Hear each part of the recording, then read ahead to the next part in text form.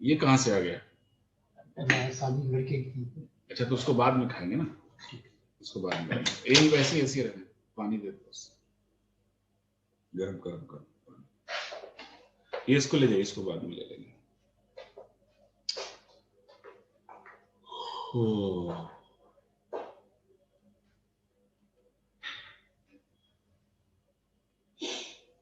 Good morning सबको। हाँ ठीक है, तबीयत ठीक है।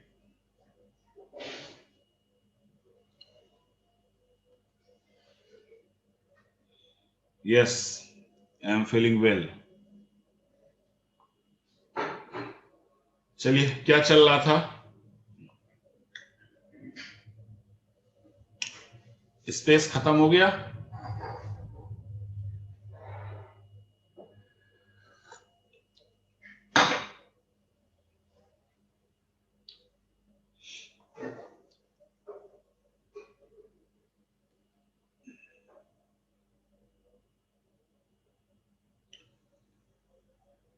अच्छा,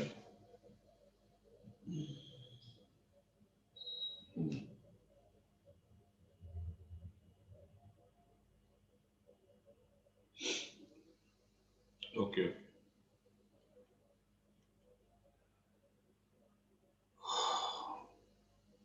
ISS,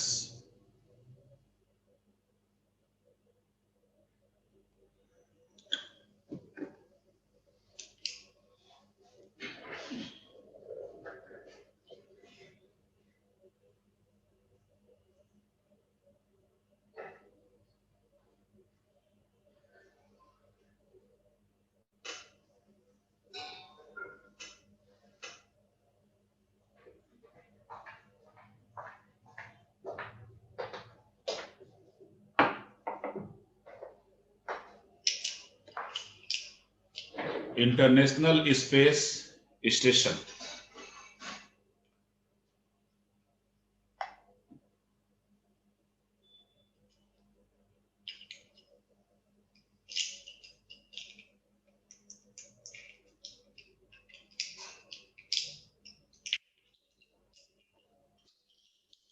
अब विवेक जी, कौन सा फॉर्मेट अच्छा होता है ये आपके ऊपर डिपेंड करता है, ठीक है ना। सबकी हैबिट अलग अलग होती है। कुछ लोग पढ़कर लिखना पसंद करते हैं, कुछ लोग लिख कर पढ़ना पसंद करते हैं। अब जब हम अपने स्टूडेंट लाइफ में थे तो पहले हम पढ़ते थे, पढ़ने के बाद उसका एनालिसिस करते थे, क्योंकि हमारे मेडिकल सेक्टर में तो कुछ समझना होता नहीं था, रटना ही होता था। जब सिविल सर्विसेज की प्रिपरेशन दुर्भाग्य से शुरू हुआ,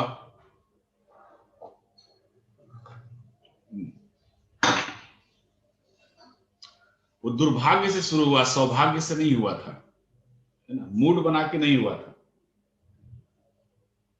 मेरे बहुत सारे दोस्त इंजीनियर थे, इंजीनियरिंग कर रहे थे, इंजीनियरिंग करने के बाद उनकी जॉब लग गई थी, और जब जॉब लग गई थी तो जॉब के साथ प्रिपरेशन अपना करते थे, और वो एग्जाम भी दिए और सेलेक्ट भी हो गए।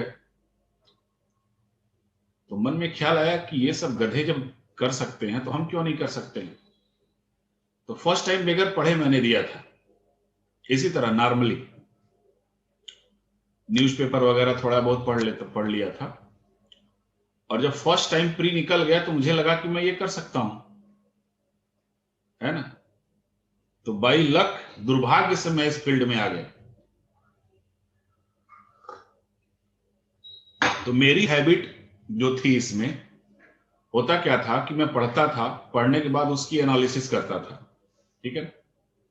जैसे कोई पॉलिटिकल रिव्यू है या इंटरनेशनल रिलेशन है, तो ऐसा क्यों है, अगर ऐसा हो रहा है तो इसका रिजल्ट क्या आ सकता है, इसका पॉजिटिव इंपैक्ट क्या होगा, इसका और निगेटिव इंपैक्ट क्या क्या हो सकता है।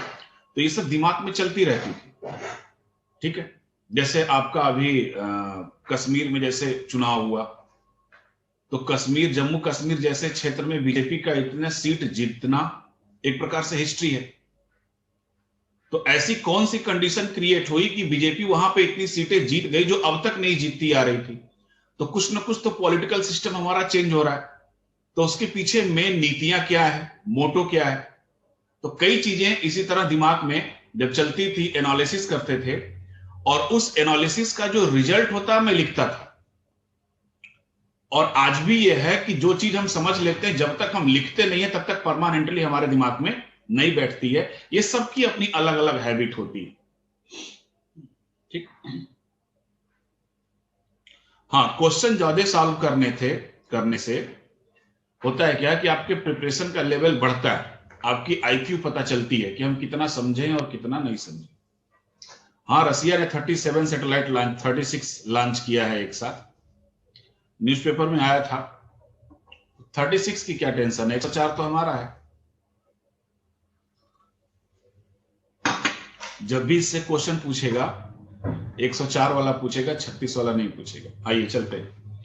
इंटरनेशनल स्पेस स्टेशन, ठीक है, अंतरराष्ट्रीय अंतरिक्ष स्टेशन।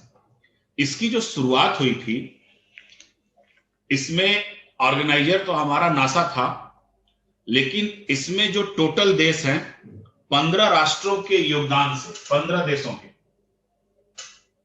इसमें यूरोपियन अंतरिक्ष एजेंसी भी है, जापानीज भी हैं, नासा भी हैं, ठीक है। तो 15 देशों के योगदान से संचालित यह एक बहुराष्ट्रीय परियोजना है। पहली इंपॉर्टेंट चीज इसकी कि यह बहुराष्ट्रीय परियोजना है।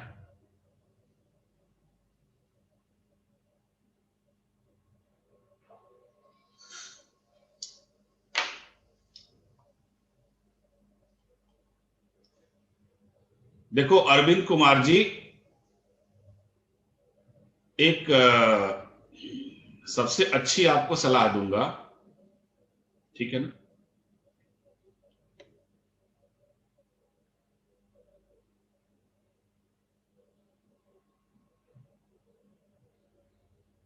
सलाह ये है कि आपने लिखा है कि सक्सेसफुल जो एक स्टूडेंट है वो कहते हैं करंट अफेयर्स पे उतना ध्यान मत दो। यूपीएससी का सिंपल सा फंडा है, बेसिक कॉन्सेप्ट, बस और कुछ नहीं है। करंट अफेयर्स क्या चीज है? करंट अफेयर्स तो एडिशनल चीजें हैं ना। हम कहे कि अगर आपको सैटेलाइट्स और स्पेस के बारे में नहीं जानकारी होगी, सिर्फ एक लाइन बता दिया गया कि अंतरराष्ट्रीय स्पेस स्टेशन में अभी हाल ही में कुछ अनुबंधों के साथ 2 देश शामिल हुए हैं, उसमें इटली और ब्राजील है, आपने इसको रट लिया, मान लीजिए। लेकिन आपको पता होना चाहिए ना कि अंतरराष्ट्रीय स्पेस स्टेशन है क्या, ठीक है। और दूसरी चीज कि कौन क्या कहता है उस पर कोई डिपेंडेंट नहीं है, आप क्या करते हो ये डिपेंड करता है, ठीक है। और दूसरी बात देखो, सच्चाई ये भी है कि जो बंदा सेलेक्ट हो जाता है ना, और जब माइक पकड़ता है तो मैक्सिमम जो चीज नहीं करता है ना वो भी माइक पे बोलता है। ये बात आप समझ लीजिएगा, है ना। अब वो कहेंगे कि 8 घंटा हम पढ़ते थे, 12 घंटा पढ़ते थे। एक बंदा तो बोला था कि हम 3 घंटा पढ़ते थे। इट्स में भी पॉसिबल, कोई बड़ी बात नहीं है। तो आपको अपने करना है, खुद को सेलेक्ट करना है, क्योंकि जो सेलेक्ट होते हैं ना वो अपनी स्ट्रेटजी खुद बनाते हैं, अपना पैनल वो खुद बनाते हैं, उनको कैसे स्टडी करना है वो खुद डिसाइड करते हैं, है? तो बहुत सारे लोगों की बातों पर नहीं जाना है, बट अपना सिलेबस पकड़िए।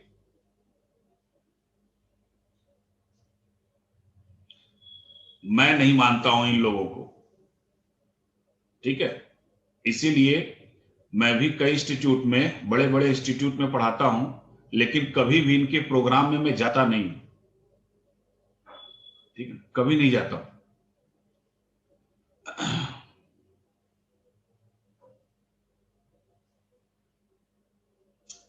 सिंपल सी बात है मेरे भाई, खुद मेहनत करो, खुद सेलेक्ट हो।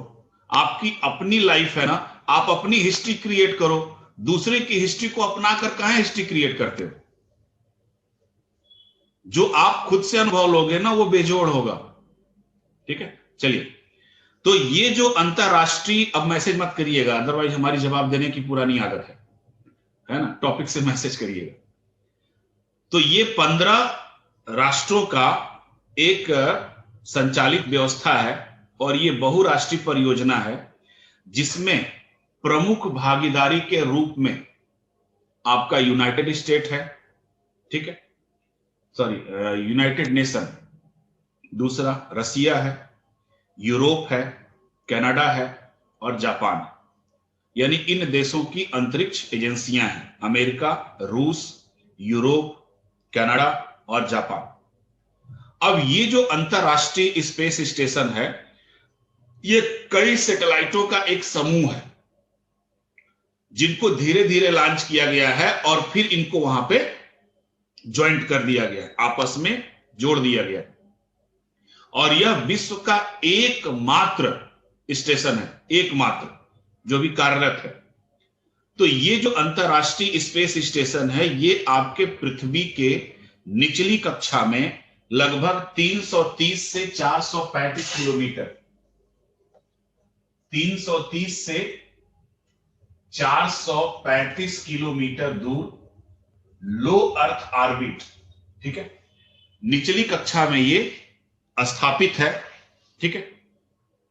और स्पेस में अब तक की हिस्ट्री में स्पेस में यह मानव द्वारा निर्मित सबसे बड़ी एकल संरचना है, ठीक है।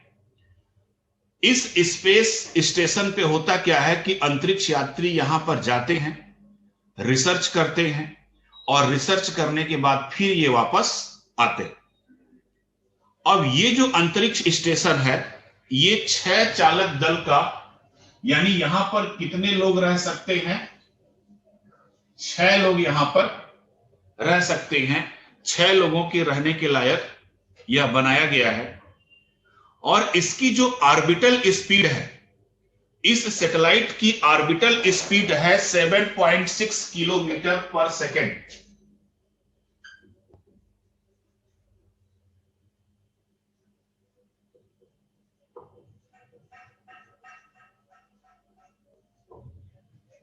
ये कितनी ऊंचाई पर है, 330 से 435 किलोमीटर की ऊंचाई पर है। ऑर्बिटल स्पीड इसकी इतनी है और यह प्रतिदिन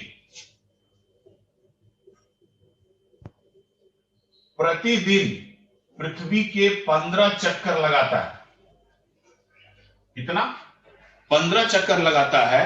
और इसका जो परिक्रमण काल है, परिक्रमण काल 91 मिनट,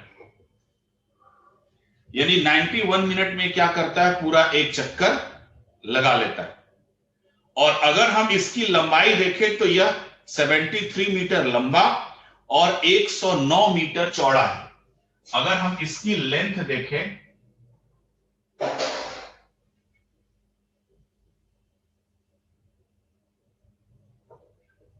(73 मीटर लंबा है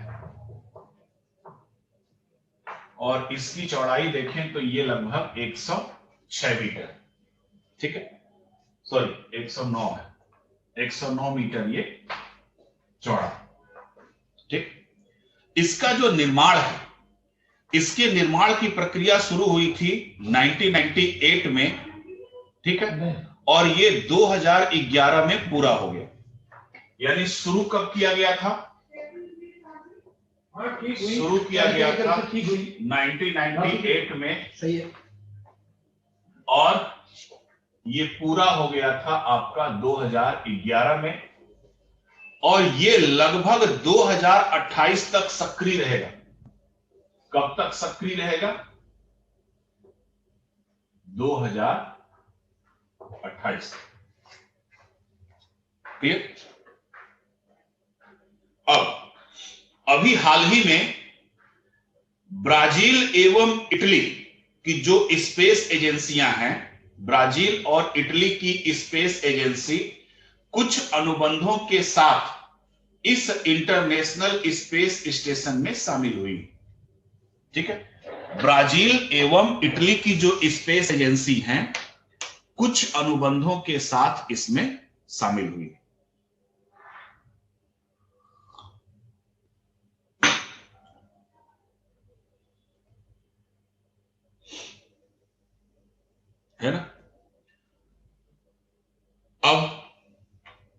फिर से मैं रिपीट कर दे रहा हूं, अंतरराष्ट्रीय स्पेस स्टेशन जो है ये 6 चालक दल सदस्यों का आपके अंतरिक्ष में छोटे छोटे उपग्रहों को ज्वाइंट करके बनाया गया एक स्टेशन है, जहां पर अंतरिक्ष यात्री जाते हैं, रिसर्च करते हैं और रिसर्च करने के बाद फिर वापस वहां से आते हैं। यह 15 देशों का एक कार्यक्रम है, बहुराष्ट्रीय परियोजना है। इसके तहत उपग्रहों को, बड़े बड़े उपग्रह हैं इसमें, पृथ्वी के लो अर्थ ऑर्बिट में लगभग 330 से 435 किलोमीटर के बीच इनको स्थापित किया गया है। और इस अंतरराष्ट्रीय स्पेस स्टेशन की लंबाई 73 मीटर और चौड़ाई लगभग 109 मीटर, ठीक है। और इसकी जो ऑर्बिटल स्पीड है वो है, कक्षीय जो गति है वो 7.6 किलोमीटर प्रति सेकेंड है। इसका परिक्रमण काल 91 मिनट है और ये प्रतिदिन पृथ्वी का लगभग 15 चक्कर लगाता है, ठीक है। इस परियोजना की जो शुरुआत हुई 1998 में शुरू किया गया, 2011 में पूरा कर लिया गया और ये 2028 तक सक्रिय रहे। तो इतने इसके बेसिक फीचर हैं और अभी हाल ही में आपके ब्राजील एवं इटली भी इससे जुड़े हैं कुछ अनुबंधों के साथ, क्लियर। अब मान लीजिए कोई स्पेस में जाता है, ठीक है, अगर वहां पे कोई दुर्घटना हो गई, ठीक है, तो इस अंतरराष्ट्रीय स्पेस स्टेशन में आपातकालीन अवस्था में चालक दल को वापस पृथ्वी पर लाने के लिए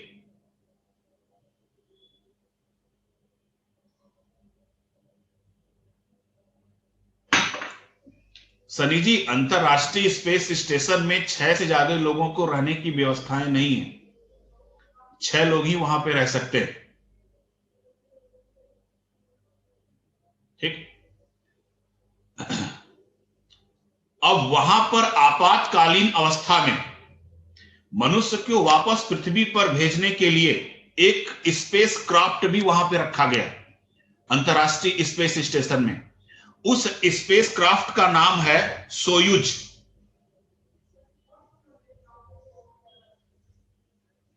यानी सोयूज नामक स्पेस क्राफ्ट वहां पर रखा गया है, जो कि आपातकालीन अवस्था में कुशलतापूर्वक अंतरिक्ष यात्रियों को वापस पृथ्वी पर ला सकता है, ठीक है। उस यान का नाम है आपके सोयूज।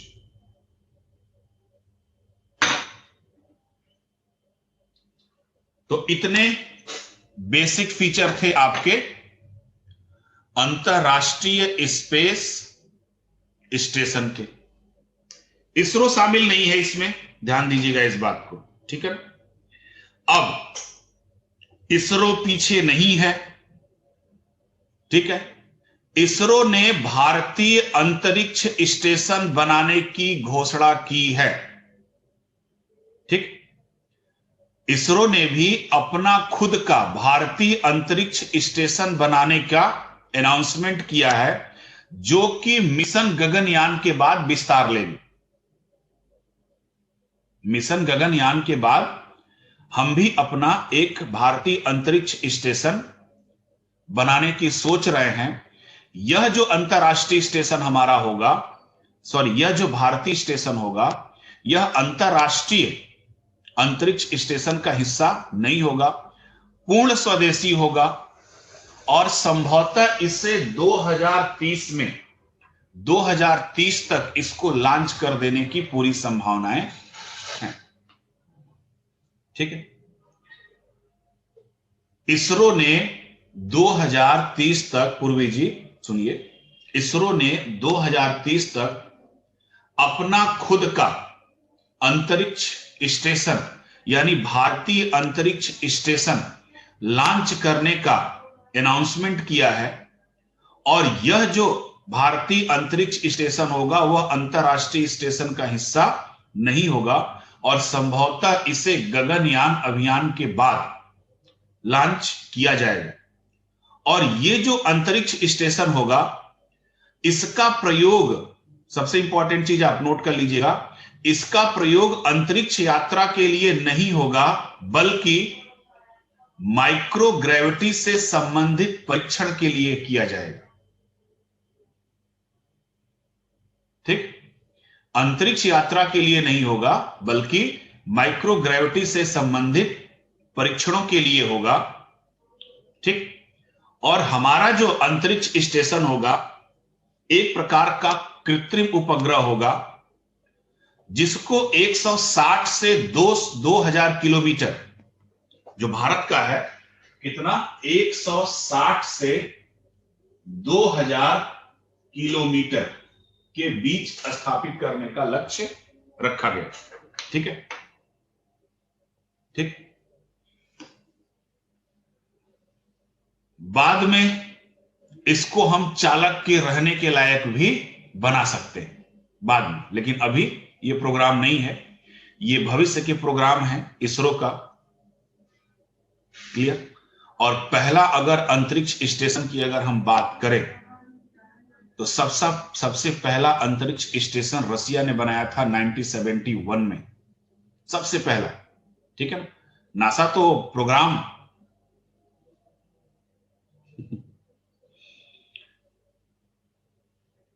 अर्थ में ग्रेविटी क्यों है, ये भूगोल वाले सर से आप पूछिएगा। ठीक, विवेक जी, हमारी जो पृथ्वी की संरचना है ना, त्रिस्तरीय संरचना है, अर्थ क्रस्ट, मेंटल और कोर।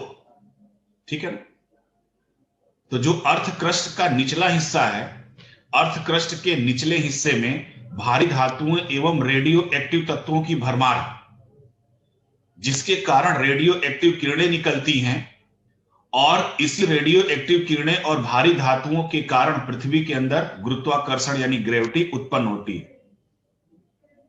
ठीक है,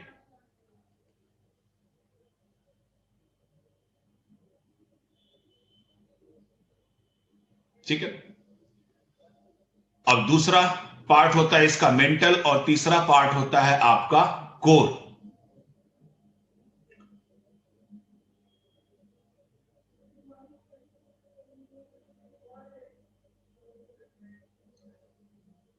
जी नहीं, लोहे को ही क्यों अट्रैक्ट करेगा? गुरुत्वाकर्षण, ग्रेविटी सब पे काम करती है, इस बात को आप ध्यान रखिएगा। इंडियन स्पेस स्टेशन का जो उपयोग है रितु जी, तो इस इंडियन स्पेस स्टेशन का उपयोग माइक्रोग्रेविटी से संबंधित परीक्षण के लिए होगा। ठीक है, और बाद में जो भारतीय अंतरिक्ष स्टेशन है,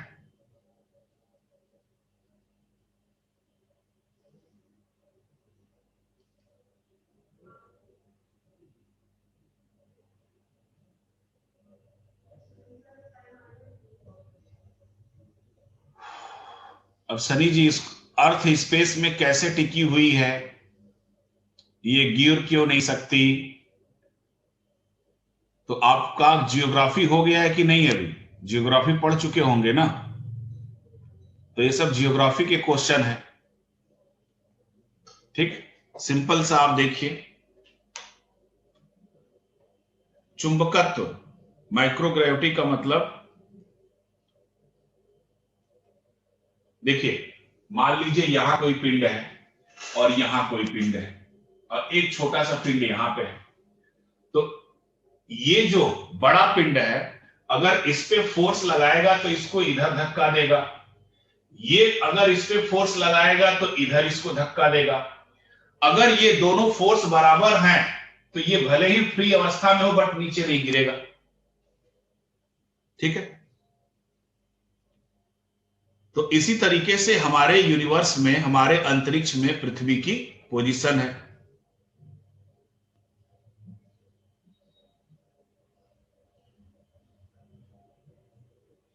हाँ, ठीक है।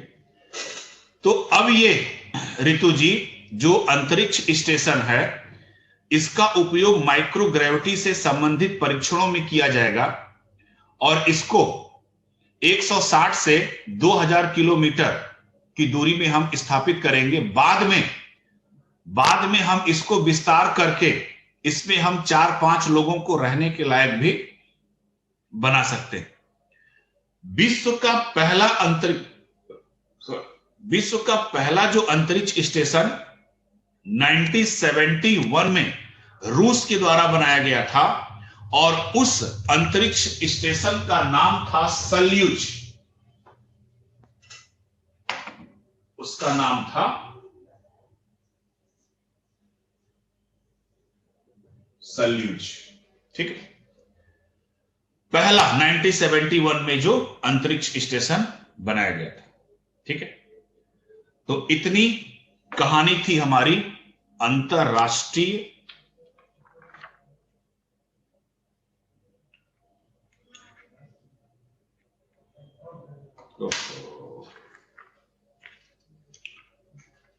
मीर क्या है। 2 दिन से मीर के पीछे पड़ा हुआ है इंद्रजीत जी। मीर क्या है? एक तरीके से रूसी स्पेस लैब है, लेबोरेटरी है ये, जिसको हम बोलते हैं मीर। ठीक है, अमेरिका का भी स्पेस यानी कि अंतरिक्ष कमान है। अंतरिक्ष में होने वाले किसी भी युद्ध से निपटने के लिए उसके पास अपनी एक खुद की सेना है, और विशेष तौर से यह बनाया है रसिया और चाइना से लड़ने के लिए। ठीक है ना, और उस स्पेस सेना का, अमेरिकी स्पेस सेना का नाम है स्पेस कॉम। उसका नाम है स्पेस कॉम।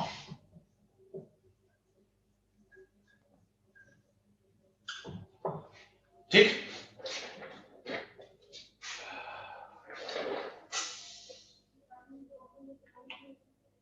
क्लियर। उसी तरीके से जो मीर है, ये रसिया का भी अंतरिक्ष सेना है, जो किसी भी देश से अंतरिक्ष में होने वाले युद्ध से निपटने के लिए सक्षम है। और अभी हाल ही में, कल या परसों की मैं आपको न्यूज बता रहा हूं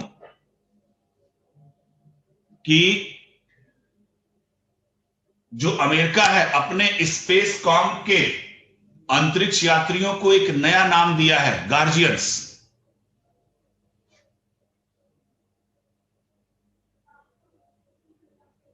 ठीक, गार्जियंस नाम दिया हुआ। 1998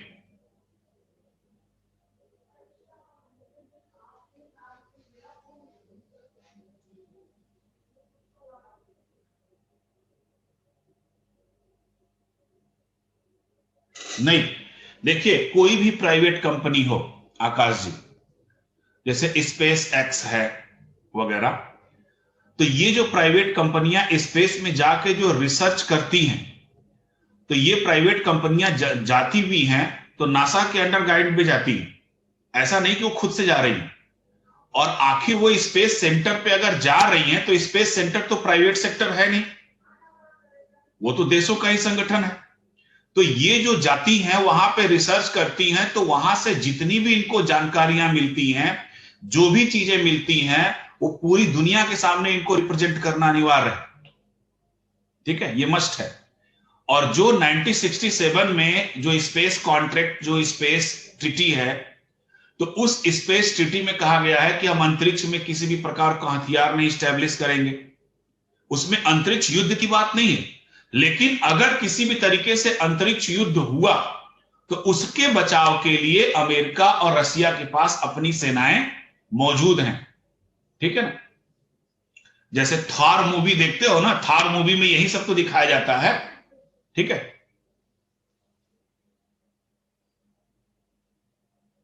प्राइवेट कंपनी को बहुत सारे फायदे होंगे इससे। प्राइवेट कंपनी अपनी खुद के पैसे से वहां पे जा रही है, रिसर्च कर रही है। जैसे स्पेस एक्स है, तो स्पेस एक्स को क्या फायदा मिल सकता है आपको पता है? स्पेस एक्स बहुत सारे यात्रियों को अंतरिक्ष की सैर करवा सकता है, और अंतरिक्ष की सैर करवा सकता है तो सोच लीजिए वो कितना पैसा कमाएगा। ठीक है, तो फायदे तो बहुत हैं इसमें। गार्जियंस जो हैं, अमेरिकी जो स्पेस कॉम है, अमेरिकी जो अंतरिक्ष सेना है, उनके सोल्जर, उनके लड़ाकों को गार्जियंस नाम दिया गया। ठीक है, चलते हैं अब इसरो का एक और महत्वपूर्ण अभियान, नासा का एक और महत्वपूर्ण अभियान जो इसरो के साथ मिलकर होने वाला है, उसका नाम है निसार। अभियान तो बहुत सारे हैं, कुछ ही आपको देखना है, ज्यादा नहीं देखना है।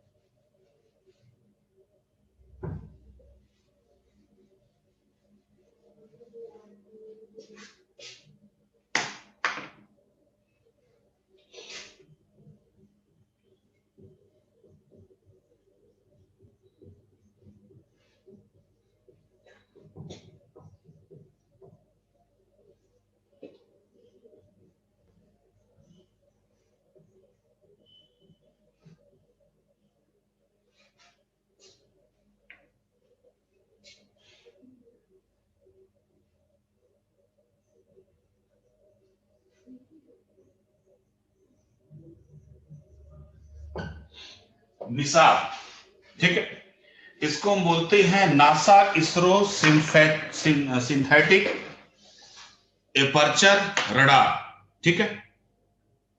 और यह विश्व का अब तक का सबसे महंगा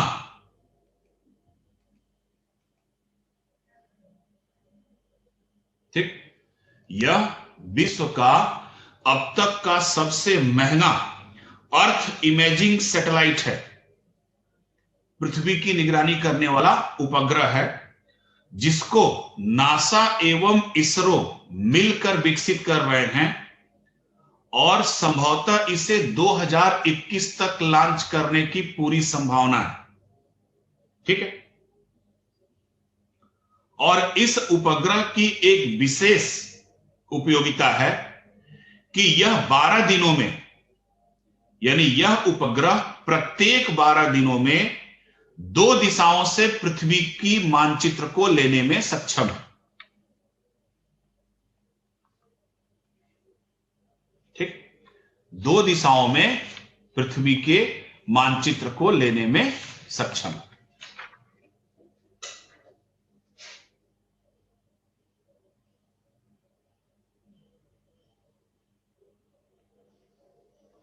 क्लियर? तीसरा चलते हैं और देखते हैं स्टारलिंक नेटवर्क, अलग है।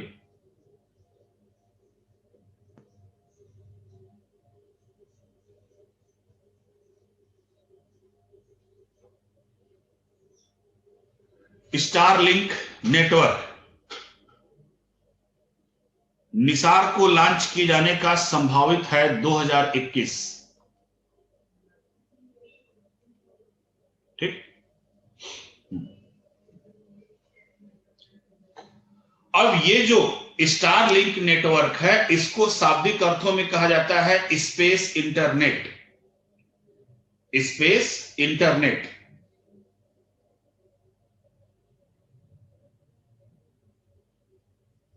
अभी लॉन्चिंग स्टेशन तय नहीं हुआ है, या तो इसको नासा लॉन्च करेगी या तो इसरो लॉन्च करेगा, ज्वाइंट प्रोजेक्ट है ये, ठीक। अब जो स्टारलिंक नेटवर्क है, यह स्टारलिंक नेटवर्क का मतलब होता है एक तरीके से स्पेस नेटवर्क, और इसको ऑर्गेनाइज करने वाली प्राइवेट कंपनी है स्पेस एक्स, एलन मस्क जिसके मालिक हैं, स्पेस एक्स, ठीक।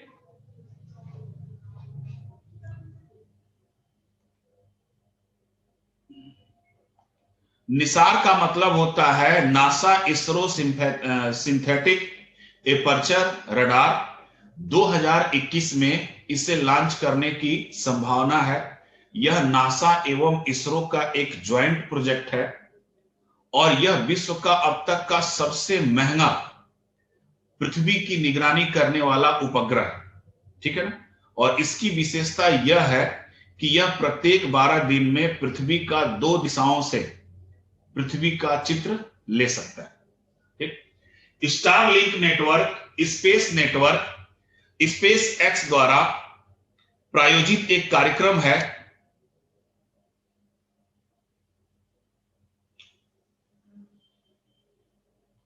मैंने बताया ना, पृथ्वी का मानचित्र लेना, एक साथ 2 दिशाओं में पृथ्वी का मानचित्र लेना।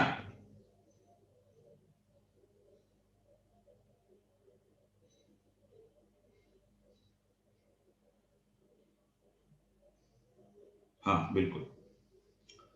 तो स्पेस एक्स द्वारा आयोजित यह एक महत्वाकांक्षी परियोजना है जिसके माध्यम से स्पेस एक्स 2021 तक, पहले 2020 था, अब 2021 तक उत्तरी अमेरिका एवं कनाडा में स्पेस इंटरनेट की सुविधा प्रदान करेगा। ठीक है, इसके लिए 60 उपग्रहों का एक समूह पृथ्वी के निचली कक्षा में यानी लो अर्थ ऑर्बिट में स्थापित किया जाएगा। ठीक, और इनका जो लक्ष्य है आगे आने वाले भविष्य में एलन मस्क का स्टारलिंक नेटवर्क के तहत जो लक्ष्य रखा गया है वो ये है कि 2022 तक पूरे पृथ्वी पर सबसे कम कीमत में नॉन स्टॉप इंटरनेट की सुविधा प्रदान करना, पूरे विश्व में, यानी पूरी पृथ्वी पर सबसे कम कीमत में नॉन स्टॉप इंटरनेट की सुविधा प्रदान करना। ठीक है, अब पूरे वर्ल्ड को इंटरनेट सुविधा प्रदान करने के लिए जो ये लक्ष्य रखे हैं उसके लिए इनको, यानी किसको, स्पेस एक्स को लगभग 30,000 सैटेलाइट लो अर्थ ऑर्बिट में लॉन्च करना पड़ेगा।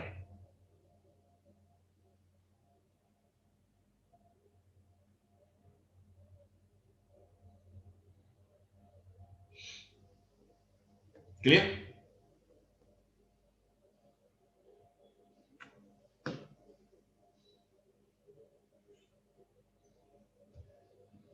तो ये परियोजना है आपके स्पेस एक्स की।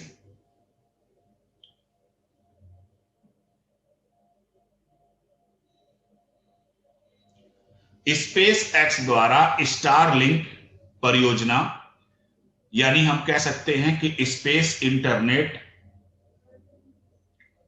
अमेरिका की है सनी जी। स्पेस इंटरनेट की सुविधा प्रोवाइड किया जाएगा और शुरुआती अवस्था में ये 2021 तक जो स्पेस एक्स है उत्तरी संयुक्त राज्य अमेरिका तथा कनाडा में स्पेस इंटरनेट की सुविधा प्रदान करेगा। उसके लिए 60 उपग्रह ये लॉन्च करने वाले हैं और इनका लक्ष्य है कि आगे आने वाले समय में पूरी पृथ्वी पर सबसे कम कीमत में नॉन स्टॉप इंटरनेट की सुविधा देना। तो इसके लिए इनको पृथ्वी के निचली कक्षा में लगभग 30,000 उपग्रहों को लॉन्च करना पड़ेगा। ठीक है, सबसे एक्टिव और सबसे बड़ी प्राइवेट सेक्टर की जो स्पेस कंपनी है वो है आपका स्पेस एक्स। ठीक,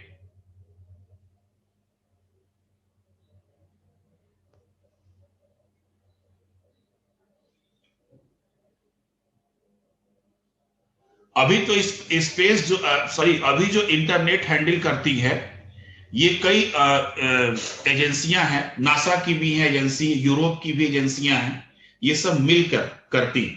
ठीक है ना, और भारत में जो इंटरनेट की प्राप्ति होती है वो निक्सी करती है। ये विदेशों से इंटरनेट को प्राप्ति करती हैं और फिर भारत में इंटरनेट सर्विस प्रोवाइडर को ये देती हैं और फिर वो इंटरनेट सर्विस प्रोवाइडर जो मोबाइल कंपनियां हैं फिर आपके तक ये पहुंचाती हैं। ठीक है, हाँ बिल्कुल, पॉल्यूशन इंक्रीज कर सकते हैं। क्लियर? और इसी स्पेस एक्स का एक और बड़ा चर्चित कार्यक्रम, बड़ा नाम लिया था, जिसको हम बोलते हैं क्रू डीमो मिशन। सुना होगा आप लोगों ने।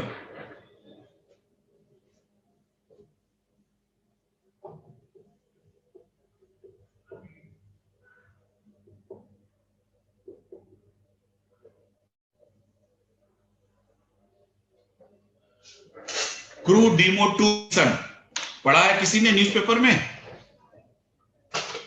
ये जो था लॉकडाउन में 31 मई 2020 को, 31 मई 2020 को एलन मस्क की कंपनी स्पेस एक्स ने नासा के दो अंतरिक्ष यात्रियों जिनका नाम था बॉब बेनकन और दूसरा डॉग हर्ली, ठीक है, दो अंतरिक्ष यात्रियों को लेकर अंतरराष्ट्रीय स्पेस स्टेशन में गया, ठीक। और इस मिशन को नाम दिया गया था क्रू डीमो 2 मिशन। इसमें जो रॉकेट इस्तेमाल हुआ था वो फाल्कन 9 रॉकेट इस्तेमाल हुआ था, ठीक है। फाल्कन एक पक्षी होता है जो दुनिया में सबसे तेजी से उड़ता है, उसी के नाम पर इनका रॉकेट है और सबसे स्ट्रॉन्ग रॉकेट है ये फाल्कन 9। तो स्पेस एक्स ने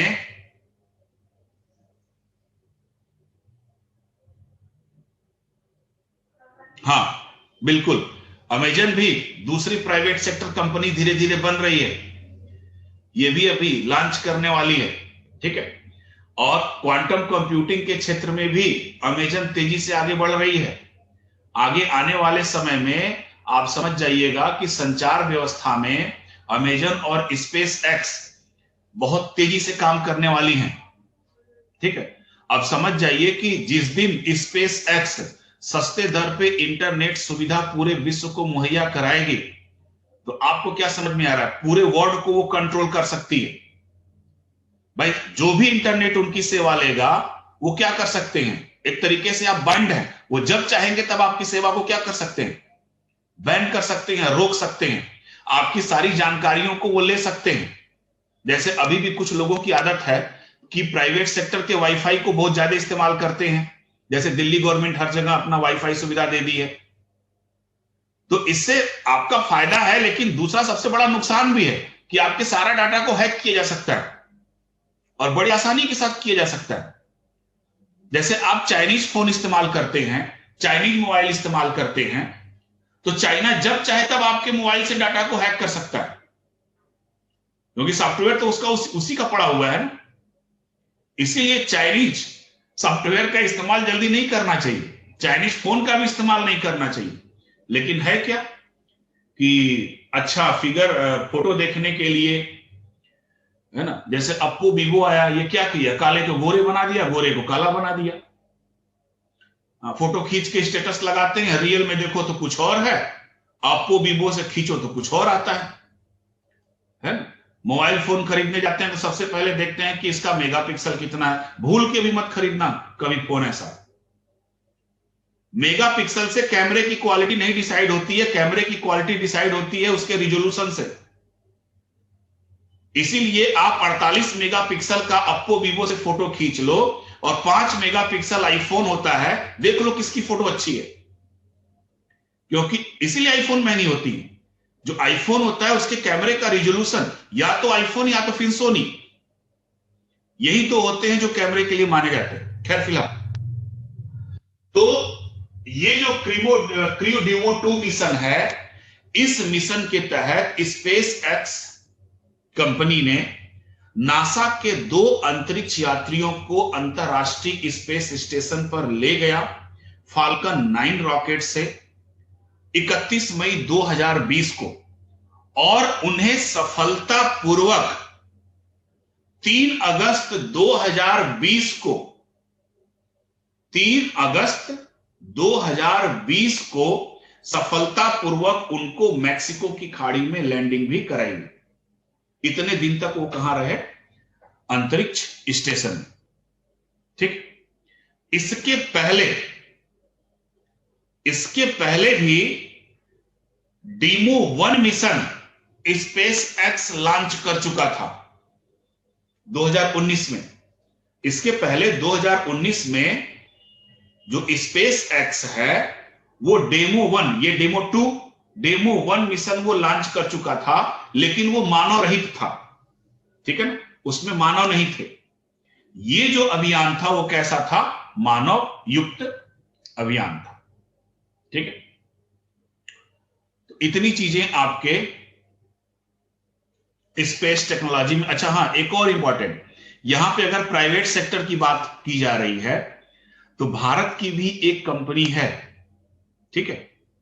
भारत की भी डेमो 2 मिशन में स्पेस एक्स की जो कंपनी है एलन मस्क की, उसके तहत उन्होंने क्या किया था कि नासा के 2 अंतरिक्ष यात्रियों को 31 मई 2020 को, और वो जो 2 अंतरिक्ष यात्री थे बॉब वेनकन और डॉग हर्ले, इन दोनों अंतरिक्ष यात्रियों को फाल्कन 9 नामक रॉकेट से अंतरराष्ट्रीय स्पेस स्टेशन पे ये ले गए थे, और फिर 3 अगस्त 2020 को मैक्सिको की खाड़ी में वापस इनकी सुरक्षित लैंडिंग भी करा दी थी, ठीक है। अब जब से NSIL का गठन हुआ है भारत में प्राइवेट सेक्टर को बढ़ावा देने के लिए, ताकि इसमें इसरो को भी बहुत सारे लाभ हों, तो भारत की कुछ कंपनियां हैं, भारत की 3 कंपनी है जो प्राइवेट सेक्टर की कंपनी अंतरिक्ष में अपना योगदान देने के लिए अग्रसर है, ठीक है। और वो भारत की 3 कंपनियां हैं। पहला है स्काई रूट,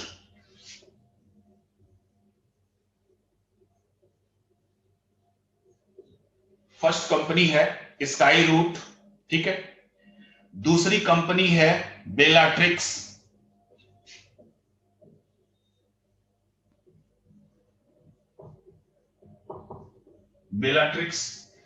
और तीसरी कंपनी है आपकी अग्निकुल।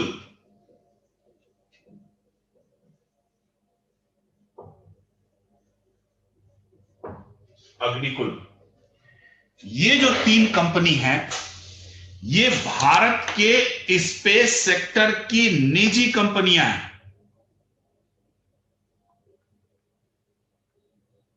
ठीक है।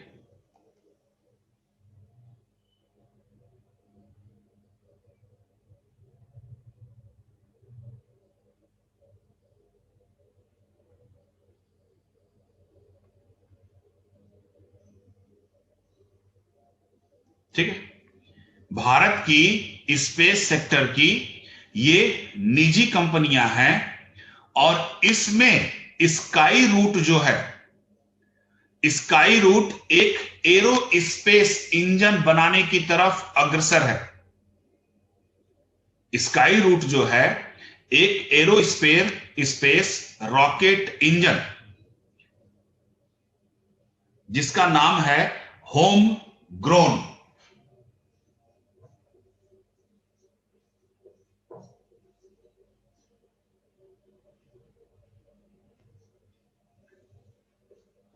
ठीक, होम ग्रोन किसका है? ये स्काई रूट का।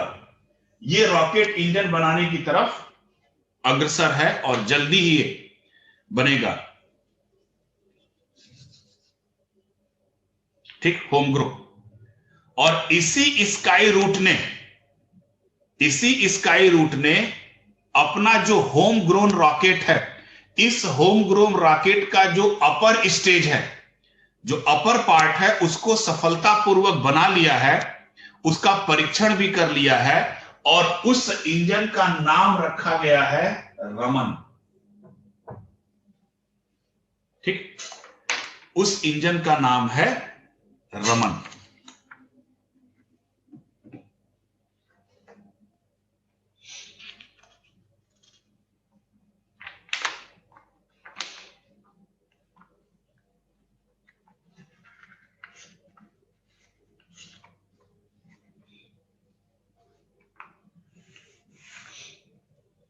क्लियर? तो इतनी चीजें थी हमारे स्पेस टेक्नोलॉजी में। ठीक, सनी जी, भारत की 3 कंपनियां, प्राइवेट सेक्टर की 3 कंपनियां भारत के स्पेस सेक्टर के निजी कंपनियों के रूप में कार्य कर रही हैं। उसमें स्काई रूट, बेलाट्रिक्स और अग्निकुल है। और स्काई रूट ने एक रॉकेट इंजन को, रॉकेट का भी निर्माण किया है। ठीक है, बिल्कुल बेगर परमिशन के काम नहीं करती, परमिशन तो लेनी पड़ेगी ना। तो एक एरो स्पेस रॉकेट इंजन का निर्माण कर रही है वो, उसका नाम है होम ग्रोन। और इस रॉकेट इंजन का जो ऊपरी चरण है, ऊपरी चरण का जो इंजन है, उसका उन्होंने सफल परीक्षण भी कर लिया है। उसका नाम रखा है आपका रमन। ठीक है,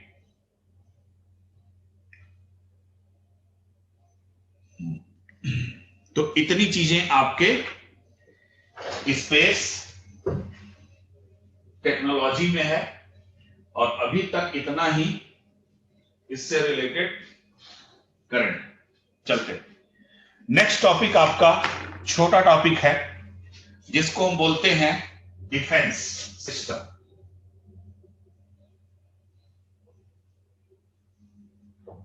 डिफेंस टेक्नोलॉजी,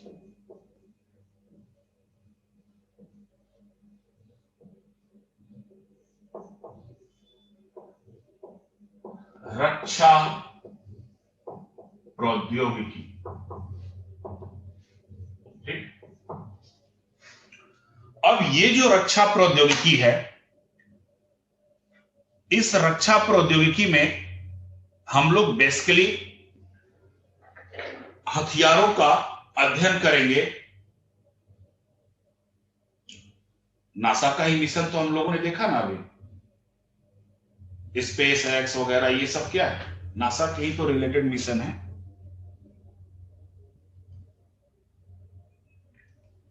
ठीक, अब डिफेंस टेक्नोलॉजी की जो शुरुआत हम करेंगे, सबसे पहले इसमें देखेंगे कि भारत की जो रक्षा नीति है वो है क्या। ठीक है, 2 ही चीजें आपको इसमें विशेष पढ़ना है। फर्स्ट, आपको डिफेंस पॉलिसी यानी कि रक्षा नीति, फिर उसके बाद IGMDP। ठीक है, इंटीग्रेटेड मिसाइल्स डेवलपमेंट प्रोग्राम, इसको पढ़ना है। उसके बाद फिर पढ़ना है इसमें एयर डिफेंस सिस्टम पढ़ना है। भारत का अपना कौन सा एयर डिफेंस सिस्टम। ठीक है, न्यूक्लियर वेपन्स को पढ़ना है। न्यूक्लियर वेपन्स को हम लोग पढ़ेंगे न्यूक्लियर एनर्जी में। ठीक है, तो इतनी चीजें हैं, छोटा टॉपिक है आपका, ज्यादा बड़ा नहीं है। तो पहले फर्स्ट हम देखेंगे रक्षा नीति, फिर IGMDP, और दूसरा हम पढ़ेंगे एयर डिफेंस सिस्टम। इसके बहुत सारी चीजों को आप लोग वो जो, अरे सोनम जी, फिजिक्स और केमिस्ट्री के ये इसी पार्ट्स में से तो फिजिक्स और केमिस्ट्री पूछी जाती है। स्पेशली फिजिक्स और केमिस्ट्री कहां पूछी जाती है, आप हमको बताइए। जो टेक के पार्ट, टेक जो टेक्नोलॉजी के पार्ट होते हैं, इन्हीं टेक्नोलॉजी के पार्ट से फिजिक्स, अब जैसे फ्यूल पूछ दिया, रॉकेट का प्रोपोगेशन पूछ दिया गया, रॉकेट किस सिद्धांत पे काम करता है, तो यही टेक्नोलॉजी के छोटे छोटे पार्ट से आपका फिजिक्स और केमिस्ट्री पूछा जाता है। इसीलिए आपके यूपीएससी के सिलेबस में केवल सामान्य विज्ञान इंडिकेट किया गया है ना, केवल सामान्य विज्ञान, या कहीं कहीं इंडिकेट लाइफ साइंस किया गया है। बेसिकली फिजिक्स और केमिस्ट्री से क्वेश्चन नहीं आते हैं आपके एग्जाम में, जो भी आता है वो आपके टेक पोर्शन से ही आता है। ठीक है, अब जो रक्षा नीति है, इस रक्षा नीति के पहले थोड़ा सा हम देखेंगे कि किसी भी देश की प्रगति को 3 चीजों से मापा जाता है ना। कोई भी देश,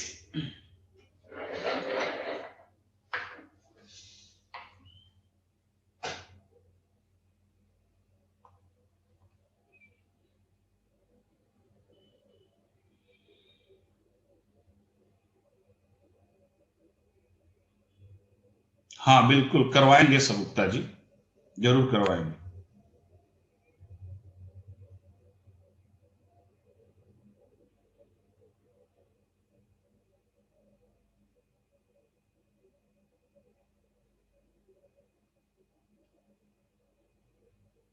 ठीक है, फिजिक्स और केमिस्ट्री हम पढ़ा देंगे, फिजिक्स और केमिस्ट्री पढ़ाने में 1 महीना और लगेगा।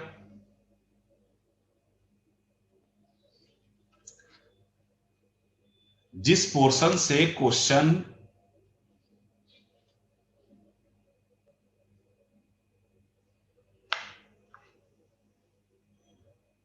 हाँ सन मिशन है इंद्रजीत जी।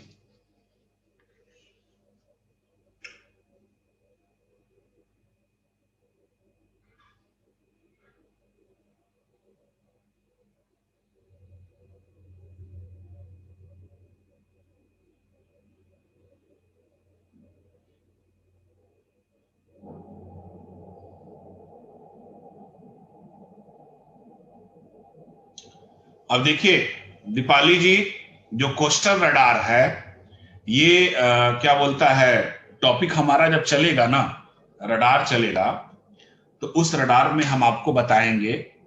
ठीक है,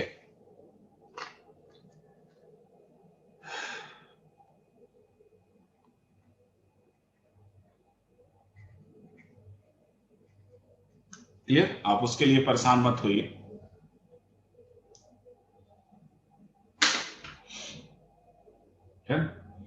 क्योंकि आपके सिलेबस में एक है आपका वो क्या बोलता है, रोबोटिक्स। ठीक है ना, तो रोबोटिक्स में ये सब चीजें आपकी आ जाएंगी, या अभी डिफेंस सिस्टम में हम रडार और स्टील्थ टेक्नोलॉजी को भी हम चर्चा करेंगे, तो उसमें आपका ये आ जाएगा रडार। ठीक है, आप परेशान मत होइए, कोई भी चीज छूटेगी नहीं आपसे। ठीक है, भले थोड़ा सा टाइम लग जाता है।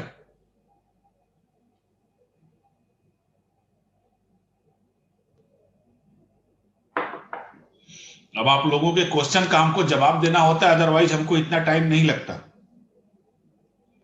है ना। थोड़ा सा स्पीड होती है तो फिर स्पीड भी स्लो करना पड़ता है, क्वेश्चन का जवाब देना पड़ता है। ऑफलाइन क्लास में यही होता है कि खड़े खड़े आप जैसे पूछ लिए वैसे मैंने जवाब दे दिया। अब ऐसे यहां क्लिक करो, देखो, फिर जवाब दो, थोड़ा सा टाइम लगता है। खैर कोई बात नहीं, चलिए हम लोग अब डिफेंस टेक्नोलॉजी की चर्चा करें।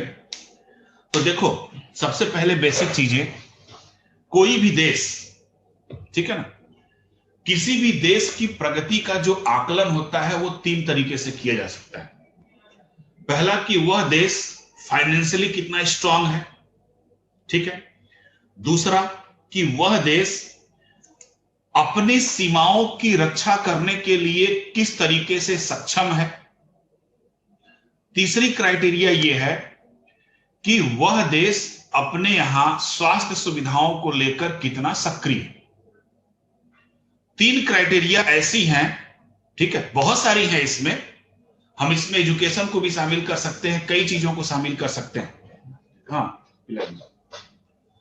तो अब इसमें ये जो मेन 3 क्राइटेरिया हैं आपके, फर्स्ट है आपका डिफेंस, कि हम अपने सीमाओं की रक्षा कैसे कर सकते हैं।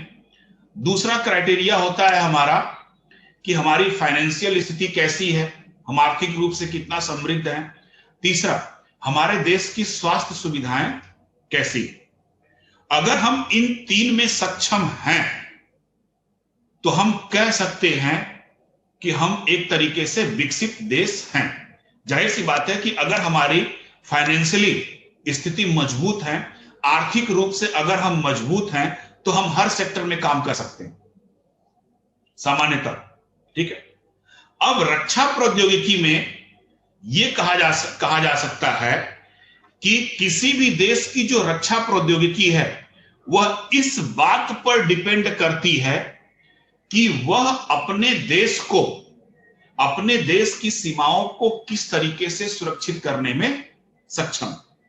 ठीक है, यानी किस देश के पास पावर कितनी है, इस पावर ऑफ डिवीजन के कारण ही, यानी पावर के जो डिवीजन है, पावर का जो बंटवारा है, इस बंटवारे के कारण ही हम किसी भी देश को सुपर पावर या ग्रेट पावर या वीक पावर की संज्ञा हम दे सकते हैं। जैसे अभी निर्वर्तमान रूप से एक बात सत्य है कि अमेरिका जो है वो सुपर पावर कंट्री, ठीक है।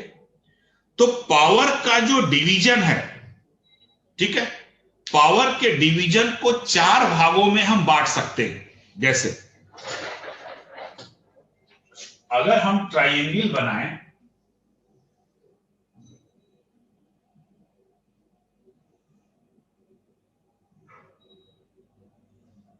ठीक, अगर हम पावर की बात करें तो सबसे ऊंचे स्तर पर होते हैं सुपर पावर, उसके बाद होते हैं ग्रेट पावर, तीसरा होता है मिडिल पावर और चौथा होता है वीक पावर, ठीक। अब देखिए इनमें डिफरेंस क्या है, ठीक है। सुपर पावर वे देश होते हैं जो पूरी दुनिया में अपनी नीतियों को लागू करवाने की क्षमता रखते हैं, पूरी दुनिया में। निसंदेह इसमें कौन है? अमेरिका, नो संदेह, इसमें कोई डाउट है ही नहीं। यानी सुपर पावर वे कंट्री होते हैं जो पूरी दुनिया में अपनी नीतियों को लागू करवाने में सक्षम होते हैं। दूसरे होते हैं ग्रेट पावर। ग्रेट पावर ऐसे देश होते हैं जो अपने महाद्वीप में अपनी नीतियों को लागू करवाने की क्षमता रखते हैं, अपने महाद्वीप में अपनी नीतियों को लागू करवाने की क्षमता रखते हैं, ठीक है। इसमें चाइना भी है, इंडिया भी है। इंडिया भी एशिया महाद्वीप में अपने क्षमता को, अपने नियमों को लागू करवाने की क्षमता रखता है। तीसरी होती है मिडिल पावर। मिडिल पावर ऐसे देश होते हैं जो एक क्षेत्र में अपनी नीतियों को लागू करवाने की क्षमता रखते हैं, केवल एक क्षेत्र में। 2012 तक भारत किसमें था? मिडिल पावर में था, लेकिन अभी किसमें है? ये ग्रेट पावर में, ठीक। वीक पावर ऐसे देश होते हैं जो अपनी ही नीतियों को अपने देश में लागू करवाने की क्षमता नहीं रख पाते, यानी ये अपने ही देश में अपनी नीतियों को लागू नहीं करवाते हैं। और आपको कहने में कोई संकोच नहीं है कि इसमें कौन सा देश आ सकता है? हमारा तथाकथित दुश्मन, ठीक है। हाँ, तो ये पावर के डिवीजन है, ठीक है। और इसको आप लोग एक तरीके से इंटरनेशनल रिलेशन में भी पढ़ते हैं। तो सबसे पहले चीज डिफेंस टेक्नोलॉजी में हम देखेंगे कि हमारी रक्षा नीति क्या है। तो जो भारत की रक्षा नीति है, ठीक है, भारत की रक्षा नीति आपके संविधान के आर्टिकल 51,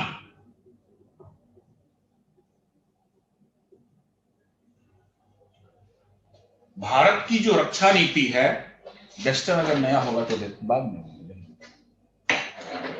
डस्टर नया है, हाँ सर, निकाल दे और उन दोनों को उठा के फेंक देना, है ना। वो सामने रहेगा तो बार बार रखते रहेंगे, उठा के फेंक दो, कचड़े में फेंक दो उसको। जितने पुराने मार्कर हैं सब उठा के फेंक दो, इंक मत भरो, इतना पैसा बचा के क्या।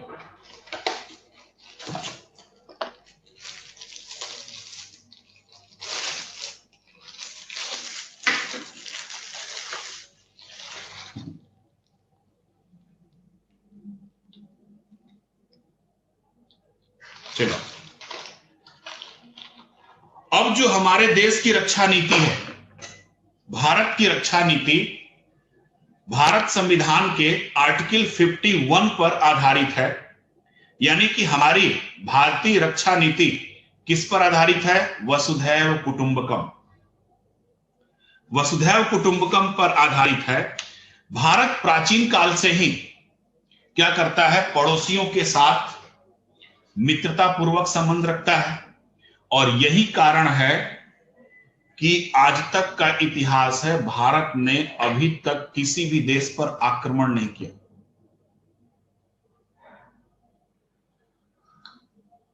ठीक है, बट अब इतिहास बदल भी सकता है। हाँ, अब वो अटैक कर सकता है। आज तक किसी भी देश पे अटैक नहीं किया, क्योंकि भारत ये मानता है, पूरे विश्व को ये अपना एक परिवार मानता है, वसुधैव कुटुंबकम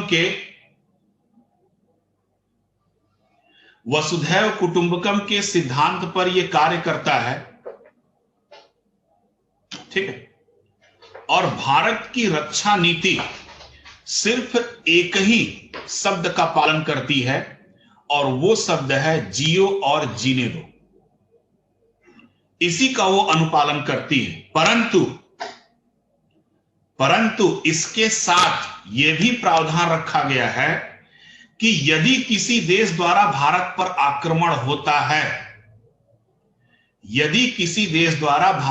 आक्रमण होता है, तो जवाबी कार्रवाई का भी प्रावधान खुला रखा गया।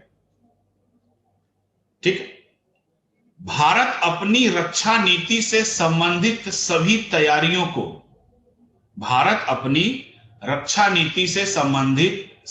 तैयारियों को या सभी जिम्मेदारियों को किसको सौंपा है? डीआरडीओ को सौंपा है। जितनी भी रक्षा संबंधित सभी तैयारियां किसकी जिम्मेदारी दे दी गई हैं?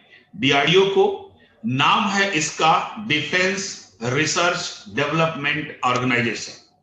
ठीक, डिफेंस रिसर्च डेवलपमेंट ऑर्गेनाइजेशन। इसकी स्थापना हुई थी 1958 में। 1958 में इसकी स्थापना हुई। यह डीआरडीओ क्या करता है? सेना की मांग के अनुसार, डीआरडीओ का दो तरीके से काम है, सेना की मांग के अनुसार और खुद के अनुसार।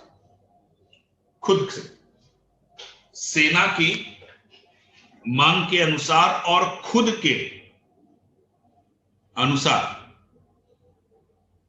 आधुनिक हथियारों का निर्माण करता है। ठीक है, यानी जो डीआरडीओ है, सेना की मांग के अनुसार वे भी और अपने अनुसार भी तमाम प्रकार के आधुनिक हथियारों का निर्माण करता है। इसकी हेड ऑफिस आपके नई दिल्ली में है, और इस डीआरडीओ की जो संस्थाएं हैं, लगभग 52 संस्थाएं डीआरडीओ की अपनी हैं, जो मिलकर ये काम करती हैं। और इस डीआरडीओ का जो स्लोगन है वो है आपका वलस्य मूलम विज्ञानम।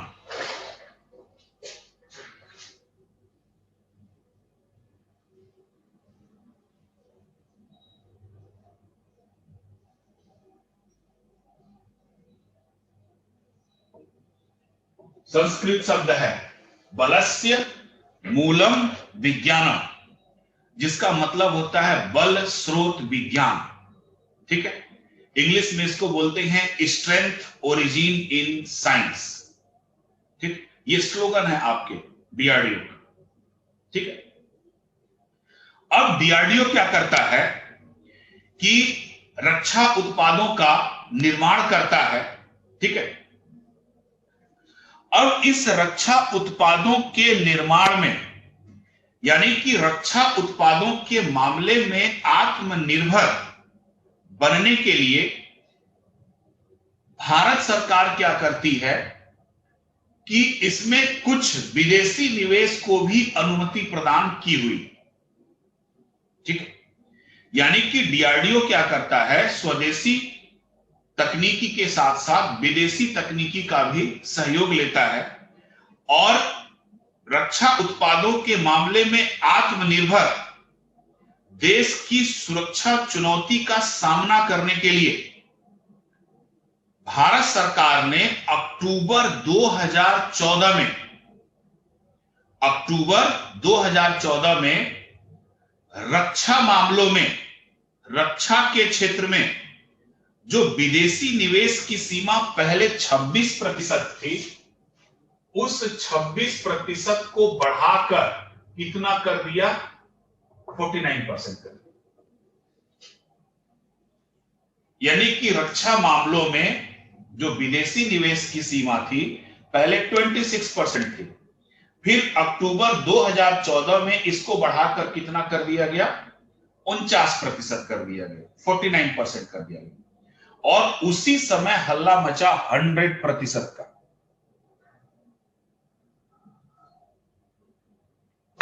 100% कि रक्षा मामलों में विदेशी निवेश कितना कर दिया गया? 100% कर दिया गया और पूरे देश में बवाल मच गया। ठीक है, भारतीय जनता पार्टी की सरकार थी, विदेशी निवेश की सीमा को अपोजिट पार्टी ने आरोप लगाया कि विदेशी निवेश की सीमा को बढ़ा के कितना कर दिया गया है? 100% कर दिया गया। ठीक है, कितना कर दिया गया? 100%। और पूरे देश में बवाल मचा, आंदोलन हुआ। ठीक है ना, कांग्रेस पार्टी ने यह कहा, जो कथाकथित युवराज थे, है ना, हाँ, भारत देश के पूरे वर्ल्ड के मोस्ट बैचलर मैन हैं, जिनकी उम्र है शायद 53 इयर्स।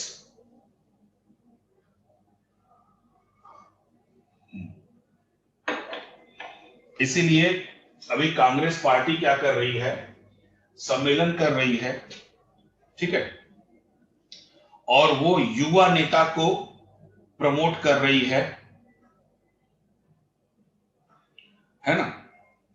तो युवा नेता के तौर पे राहुल गांधी का सृजन अभी किया जाना है ना। तो ये 52 साल के हैं, वो युवा हैं। तो मतलब कांग्रेस में 52 साल के लोग युवा होते हैं, मरने की उम्र तक वो थोड़े से बुजुर्ग होते हैं। और कांग्रेस में बुजुर्ग का कोई सवाल नहीं है। मैं कांग्रेस की बुराई नहीं कर रहा हूं, ना बीजेपी की बड़ाई कर रहा हूं, इतना ध्यान देना है। हाँ, आप लोग तो भी बच्चे हैं, बच्चे तो आप लोग हो ही।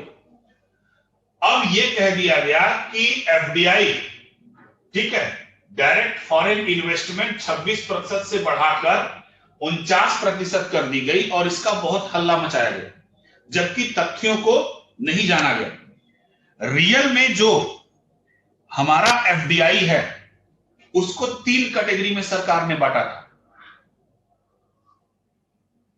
वो 3 कैटेगरी क्या थी कि 26 से जब 49% किया गया तो ये 49% तो नॉर्मल था, नॉर्मल एफडीआई था।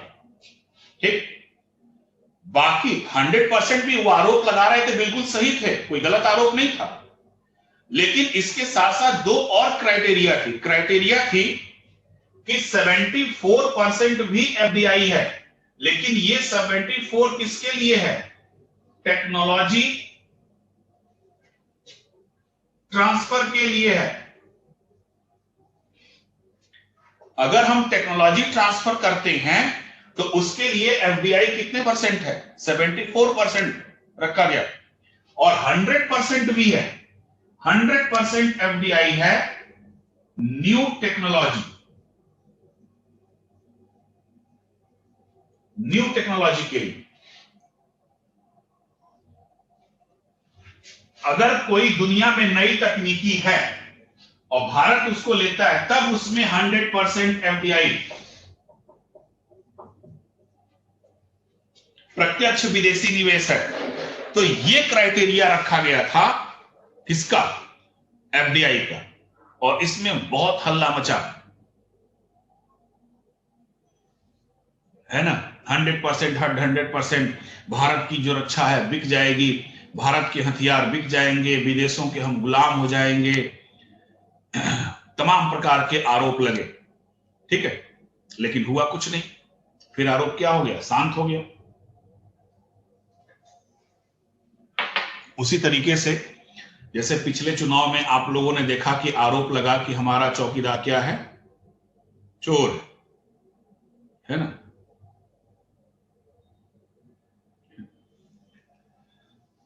और आरोप लगाने वाला कौन?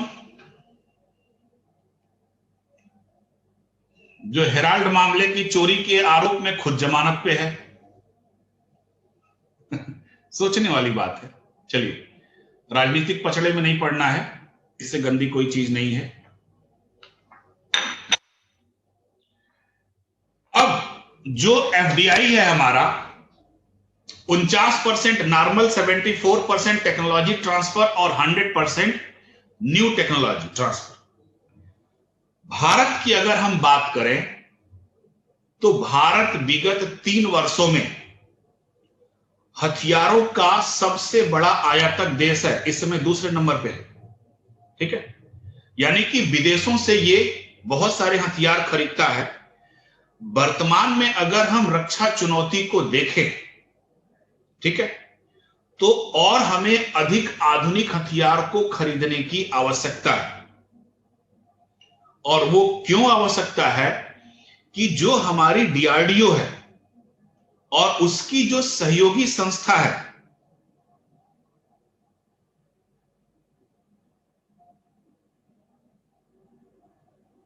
ठीक है, उसकी जो सहयोगी संस्था है, ये संस्थाएं मिसाइल प्रौद्योगिकी को छोड़कर दूसरे क्षेत्र में संतोषजनक सफलता हासिल की है। सबसे अधिक सफलता किसमें हासिल की है? मिसाइल प्रौद्योगिकी में। ठीक है, तो इसी वजह से हमको आधुनिक हथियारों के लिए क्या करना पड़ता है? विदेशी सहायता लेनी पड़ती है, विदेशों के ऊपर निर्भर रहना पड़ता है। जैसे अभी चर्चा हो रही थी एयर डिफेंस सिस्टम का, ठीक है ना, तुर्की ले रहा था, अमेरिका ने उस पर बैन लगा दिया। भारत भी रसिया के साथ S-400 एयर डिफेंस सिस्टम, नई टेक्नोलॉजी है, $5 अरब में 5 यूनिट का समझौता हो चुका है। तो कहीं ना कहीं अमेरिका उस पर भी ऑब्जेक्शन ना कर दे, इसको लेकर अभी बड़ी चर्चा थी।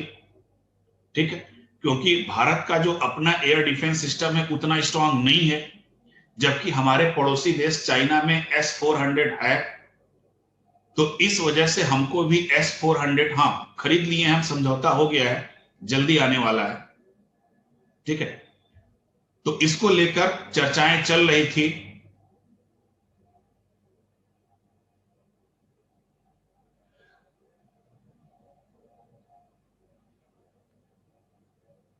दीपक जी, सबसे बड़ी बात यह है ना कि यूथ पॉलिटिक्स के अलावा हर फील्ड में सफलता हासिल कर रहा है, पॉलिटिक्स में भी सफलता हासिल कर ले रहा है, लेकिन इसमें हमारी और आपकी कमी है और दूसरे की कमी नहीं है। जब तक हम जाति और धर्म के आधार पर वोट करते रहेंगे तब तक ये लोग हमको काटते रहेंगे। सिंपल सी बात है, मेरी अपनी ओपिनियन है, बाकी जिसका हम नहीं जानते। जब तक हम जाति और धर्म में बटे रहेंगे और ये हमको काटते रहेंगे, ये हम पे राज करते रहेंगे, और ऐसे ही लोगों का इस देश पे राज होगा। ठीक है, तो उसके लिए हम लोगों को सुधरना पड़ेगा और किसी को नहीं। जिस दिन हम सुधर जाएंगे उस दिन हमारा सिस्टम सुधर जाएगा। सिस्टम को सुधारने वाले हम लोग हैं, आप लोग हैं। ठीक है, अच्छे अच्छे आईएएस पीसीएस अगर निकल के एक आईपीएस और एक डीएम टाइट हो जाए ना, तो मजाल नहीं है कि उस डिस्ट्रिक्ट में किसी विधायक और सांसद की कोई भी चाल चल पाए। ठीक, मजाल नहीं। लेकिन मुझे बहुत बुरा लगता था जब मैं आईएएस और आईपीएस को नेताओं के और मुख्यमंत्रियों के चरणों में गिरते हुए देखता था। तो जाहिर सी बात है कहीं ना कहीं से वो गलत हैं, तभी वो झुके हुए हैं। नहीं, बहुत सारा इतिहास है आईपीएस और आईएएस नेता अधिकारियों का जो किसी के सामने डरे नहीं, डिगे नहीं और अपना काम किया, जिनका नाम भी है। ठीक है, लेकिन 70% के ऊपर ऐसे हैं जो नेताओं के चरणों में गिरे रहते हैं। क्यों गिरे रहते हैं? कहीं ना कहीं से कमियां रहती हैं। तो ये बात खैर दूसरी है।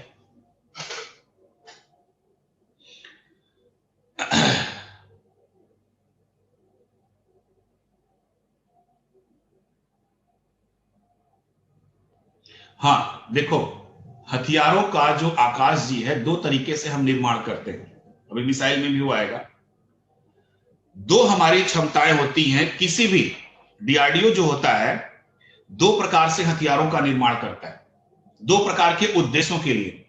एक उद्देश्य होता है हमारा टेक्टिकल और दूसरा उद्देश्य होता है हमारा स्ट्रेटेजिकल। टेक्टिकल का मतलब सामरिक, दूसरा स्ट्रेटेजिक का मतलब होता है रणनीतिक। मतलब इसका समझिए, एक हथियार होता है लड़ने के लिए, ठीक है ना, और एक हथियार होता है कि ये हमारे पास है डराने के लिए, ठीक है, स्ट्रेटेजिक हथियार, कि कुछ भी गलती करोगे तो हम इसको दाग देंगे, ठीक है। तो वो दिखाना पड़ता है कि हमारे पास ये है। आज भारत और पाकिस्तान के बीच प्रत्यक्ष युद्ध नहीं हो पा रहा है, तो उसके भी पीछे एक बहुत बड़ा रीजन है एटम बम, दोनों देशों के पास है। तो ये नहीं लड़ पा रहे हैं एटम बम की वजह से, ठीक है। बालाकोट के साथ जो हुआ, जो आपके अभिनव को उन्होंने अरेस्ट किया था, भारत एग्रेसिव हो गया था, अब उनको डर था कि कहीं ब्रह्मोस मिसाइल दाग न दे भारत। तो ऐसे हथियारों को हम इसलिए प्रदर्शित करते हैं, दूसरों को दिखाने के लिए कि संभले रहो, हमारे पास ये है, ठीक है। इस वजह से उसको गुप्त नहीं रखते हैं। और कुछ हथियार ऐसे होते हैं जो गुप्त रखे जाते हैं, उसके बारे में दुनिया को नहीं पता रहता है, रखे जाते हैं कुछ गुप्त, ठीक। जैसे फ्रांस ने जब आपका इराक वगैरह के साथ बवाल चल रहा था, तो ईरान में उसने बम गिराया था और रात के समय बिल्कुल उजाला हो गया था, ठीक है। वो एक तरीके से जैविक हमला भी कहा जा सकता है, बट उसकी भी पुष्टि नहीं हुई, ठीक है। तो ये एफडीआई हमारा क्या है, इन्वॉल्व है 49%, 74% और 100%, ठीक है।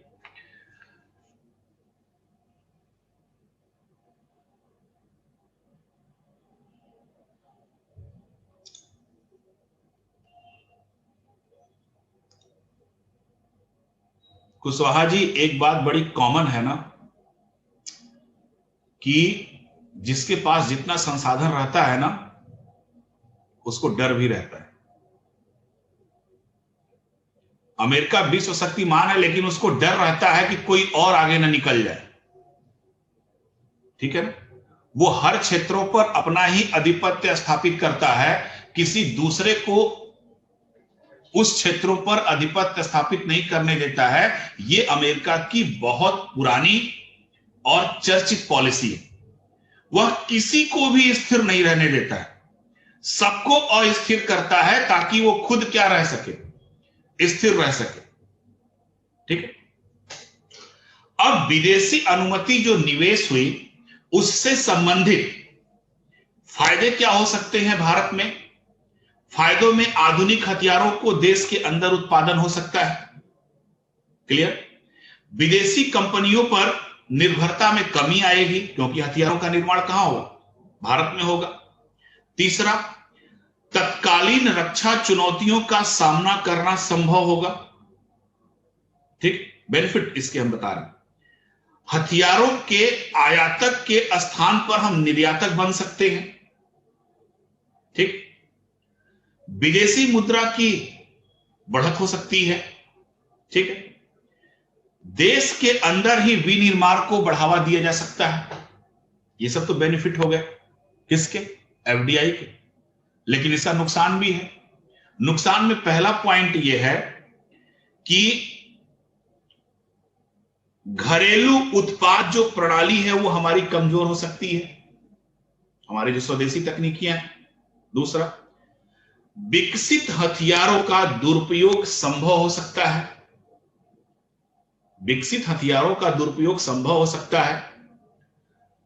जो नए प्रकार के हथियार बनेंगे, उन हथियारों की तकनीकी या उनके बारे में विशेष जानकारी जो विदेशी कंपनियां हैं वो अपने देशों को दे सकती हैं, जिसके कारण हमारा जो है रक्षा तैयारी कमजोर भी हो सकती है, ठीक। तो इन्हीं सब चुनौतियों का सामना करने के लिए भारत सरकार एक नए तथ्य पर विचार कर रही है, जैसे टेलीकॉम सेक्टर में ट्राई क्या करती है, जितनी भी प्राइवेट कंपनियां हैं उनको रेगुलेट करती है। Telecom regulatory authority of India करती है ना, वोडाफोन को करती है, एयरटेल को, जियो को, सबको रेगुलेट करती है। उसी तरीके से एक प्रावधान है कि रक्षा क्षेत्र में भी ट्राई की तरह एक नई संस्था का गठन किया जाए जो कि इनको क्या करे, रेगुलेट करे। क्लियर? अभी ये विचार है। और अभी वर्तमान में रक्षा तैयारियों में मेक इन इंडिया भी क्या की गई है, कूद गई है। बहुत सारे हथियारों का जो निर्माण है मेक इन इंडिया के तहत किया जा रहा है। ठीक है, तो ये तो हमारी रक्षा नीति थी।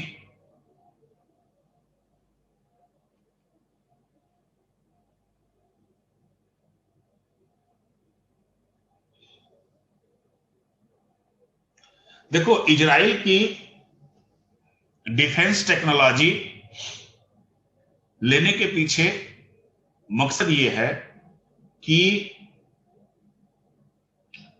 इजराइल की जो गुप्तचर संस्था है मोसाद, बहुत एक्टिव है।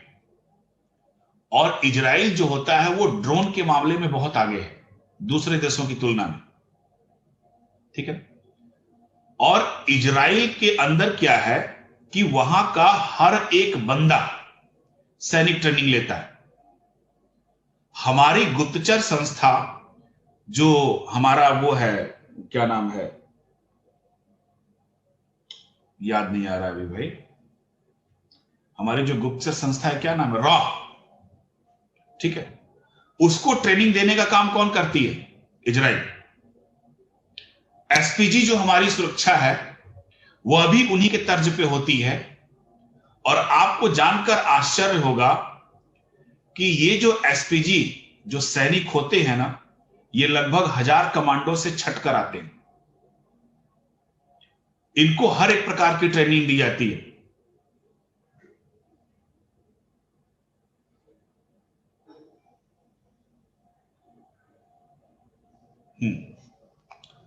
तो इसी वजह से इजराइल की और भी बहुत सारी खासियतें हैं, जैसे उनका डिफेंस टेक्नोलॉजी। अगर ऐसा नहीं होता तो आप खुद समझो। और इजराइल और भारत के साथ नजदीकियां थोड़ा सा इसलिए है, क्यों, भारत जो होता है रसिया के साथ ज्यादा मिला रहता है, इजराइल के साथ मिला रहता है, इजराइल हमेशा भारत के साथ, क्योंकि जियोग्राफिकल कंडीशन दोनों की सेम है लगभग। भारत के जितने पड़ोसी देश है सभी शत्रु के तौर पे बिहेव करते हैं, और इजराइल तो शत्रुओं के बीच घिरा ही हुआ है। और इजराइल की गुप्तचर संस्था जो है इतनी स्ट्रांग है कि उसके बारे में यह कहा जाता है कि ये अपने दुश्मनों को कई पीढ़ियों तक माफ नहीं करती। इनके ऊपर जो अटैक होता है वो दुनिया में कहीं भी रहते हैं वो ढूंढ कर मारते हैं उनको। और अभी 1 महीने पहले मारा है। इजराइल के स्पोर्ट्समैन फुटबॉलर को किसी आतंकवादी संगठन ने मार दिया, और जितने लोगों को मारा वो अपने बताए कि हम लोगों ने इनको मारा, क्योंकि नेम फेम भी चाहता है उन लोगों को, उससे चंदा मिलता है। 25 साल लग गए उनको ढूंढने में, लेकिन ढूंढ के उनको मारा और उन्हीं के देश में मारा। ठीक है, तो इस वजह से हम इजराइल की तकनीकी को लेते हैं। और भारत की वोट बैंक की राजनीति ऐसी थी कि भारत का कोई प्राइम मिनिस्टर सीधे इजराइल नहीं गया, कभी नहीं गया, केवल वोट बैंक की राजनीति। मैंने बोला ना, जाति और धर्म, वहां पे ऐसा चीजें नहीं है।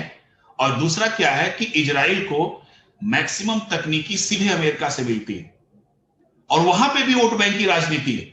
अमेरिका में मैक्सिमम यहूदी, इजराइल में मैक्सिमम यहूदी। तो इजराइल पे अगर कुछ प्रॉब्लम आती है तो सीधे अमेरिका का चुनाव प्रभावित होता है। ठीक है, तो इस वजह से अमेरिका की मैक्सिमम टेक्नोलॉजी इजराइल लेता है। ठीक है, और ड्रोन के मामले में दुनिया में सबसे ज्यादा अगर कोई डेवलप है तो वो है इजराइल। और मैरीन वाटर को ड्रिंकिंग वाटर बनाने की भी तकनीकी किसके पास है, इजराइल के पास है। और अभी जल्द ही भारत आने वाली है। ठीक है, तो अब इन सब चीजों से आगे बढ़ते हुए हम अपने अब भारत पे चलते हैं। हाँ, बेनिफिट ठीक है, एक बार फिर बेनिफिट में बता दे रहा हूं। आधुनिक हथियारों का देश के अंदर उत्पादन होगा। ठीक है। दूसरा, विदेशी कंपनियों पर निर्भरता कम होगी क्योंकि हथियारों का निर्माण भारत में होगा। तीसरा, तत्कालीन रक्षा चुनौतियों का सामना करने में सक्षम होंगे। ठीक। चौथा, हथियारों के आयातक के स्थान पर हम निर्यातक बनेंगे। ठीक। और पांचवा,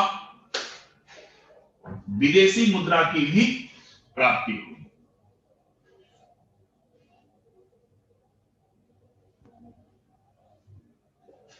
अब भारत की रक्षा चुनौतियों के क्षेत्र में डीआरडीओ का सक्सेसफुल प्रोग्राम आईजीएमडीपी,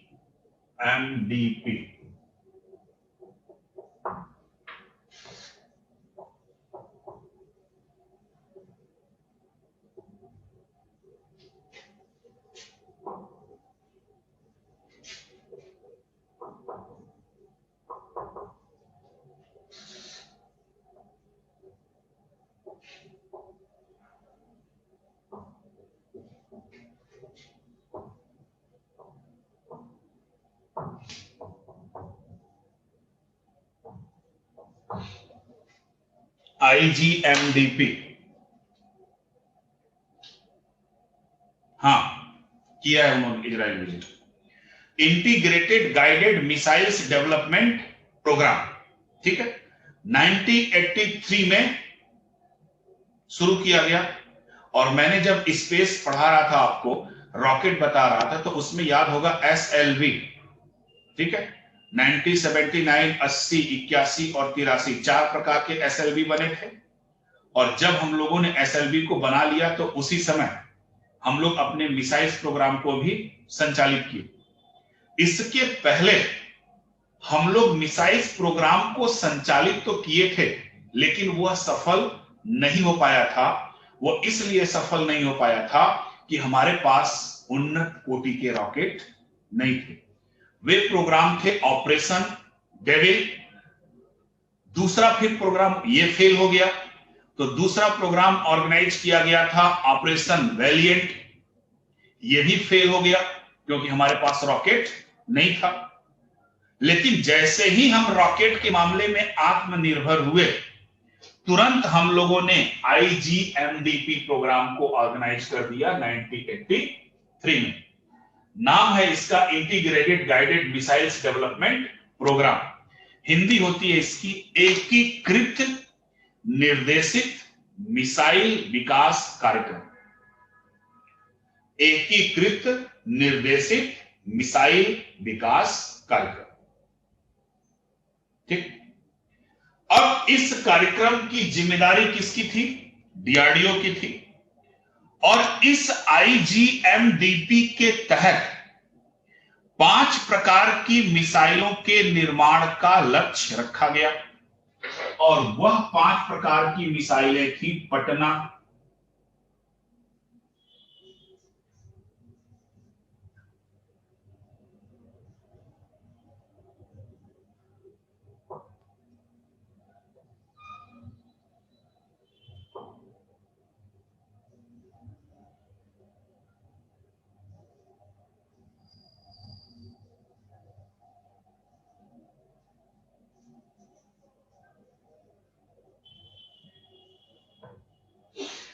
पांच प्रकार की मिसाइलों का निर्माण किया गया, लक्ष्य रखा गया। और वो 5 प्रकार की जो मिसाइल थी वह थी आपकी पृथ्वी, अग्नि, त्रिशूल, नाग एवं आकाश। पृथ्वी, अग्नि, त्रिशूल, नाग एवं आकाश, ठीक। अब जो आपकी पृथ्वी और अग्नि थी, ये सतह से सतह, यानी कि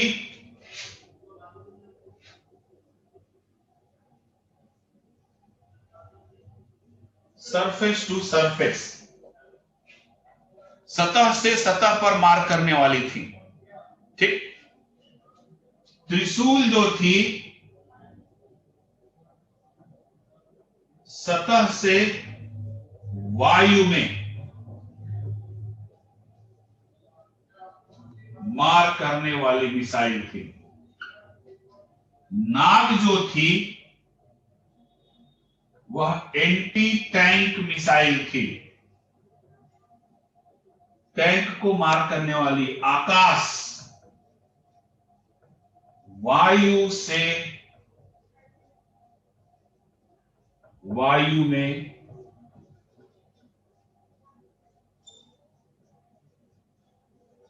मार करने वाली। एक मिनट,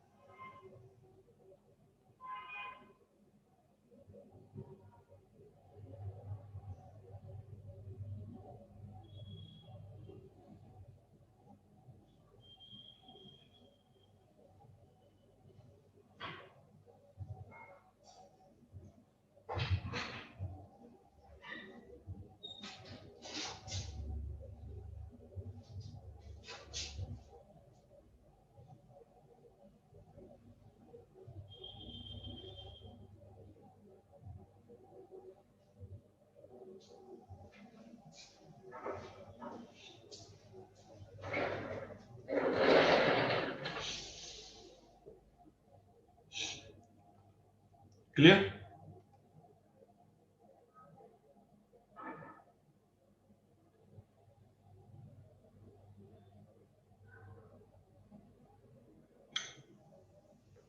अब आंचल जी, आकाश जो बता रही हैं आप सरफेस टू एयर। हाँ, अब मेरी बात सुनिए, इसमें कोई कंफ्यूजन आप मत क्रिएट करिएगा कि जब इनका लक्ष्य रखा गया बनाने का, ठीक है, तो पृथ्वी जो देखो सतह से सतह में जो मार करती है ना, वह सतह से वायु में भी मार कर सकती है। सिंपल चीज, ठीक है। जैसे कि जमीन से जमीन में मार करने वाली तो उड़ के ही तो मार करेंगी मिसाइल। तो जब उड़ के मार करेंगी तो हवा में कोई चीज है तो उसको भी वो क्या कर सकती हैं, नष्ट कर सकती हैं। तो सामान्यतः जो सतह से सतह में मार कर सकती हैं वह सतह से वायु में भी मार कर सकती हैं, और जो वायु से वायु में मार कर सकती हैं वह वायु से सतह पर भी मार कर सकती हैं, ठीक है। बट इनको शुरुआती अवस्था में जो बनाया गया था, जो लक्ष्य रखा गया था, जो पर्पज रखा गया था, वो इसी के लिए, क्योंकि इसीलिए इनका नाम क्या रखा गया है, आकाश। इस आकाश मिसाइल्स को कहां लगाया जाता था, फाइटर प्लेन में लगाया जाता था, ठीक है, लड़ाकू विमानों में लगाया जाता था। और लड़ाकू विमान क्या होते हैं, एयर में उड़ते हैं, और एयर से कहां मार करते हैं, सरफेस में भी मार कर सकते हैं और एयर में भी मार कर सकते हैं, ठीक है। सरफेस टू एयर मिसाइल्स आपकी पृथ्वी अग्नि भी है और त्रिशूल भी है। नाग का निर्माण किया गया था एंटी टैंक यानी टैंक को नष्ट करने वाले मिसाइल्स के तौर पर, ठीक है ना। बाद में, ठीक है, तो बाद में क्या हुआ, सन 2008 में त्रिशूल मिसाइल्स के निर्माण को बंद कर दिया गया। इसको, त्रिशूल को 2008 में त्रिशूल मिसाइल्स निर्माण को बंद कर दिया गया, ठीक है। और इसकी जगह किसको प्रमोट किया गया, पृथ्वी मिसाइल्स को, ठीक है। 2008 में त्रिशूल मिसाइल विकास कार्यक्रम को बंद कर दिया गया और इसकी जगह प्रमोट कर दिया गया किसको, पृथ्वी को, और जिसकी कमान सौंपी गई थी डॉक्टर एपीजे कलाम को, डॉक्टर एपीजे कलाम को। फिर बाद में अग्नि मिसाइल, उसी समय जब 1983 में यह प्रोग्राम ऑर्गेनाइज हुआ तो इसके कुछ ही दिनों के बाद अग्नि मिसाइल्स की उपयोगिता को देखते हुए, अग्नि मिसाइल्स के इंपॉर्टेंस को देखते हुए एक अलग से परियोजना चलाई गई जिसका नाम है अग्नि परियोजना। और इस अग्नि मिसाइल्स को फिर आईजीएमडीपी से अलग कर दिया गया और आईजीएमडीपी से अलग करके एक नया नाम दे दिया गया जिसको हम बोलते हैं अग्नि परियोजना। और इस अग्नि परियोजना के तहत अग्नि मिसाइल्स की बहुत सारी श्रेणियों का निर्माण किया गया और इसकी जो डायरेक्टर हैं, इनकी डायरेक्टर को बनाया गया टेसी थॉमस को। टेसी थॉमस एक महिला वैज्ञानिक है, वो डायरेक्टर हैं इसकी अग्नि मिसाइल्स परियोजना की।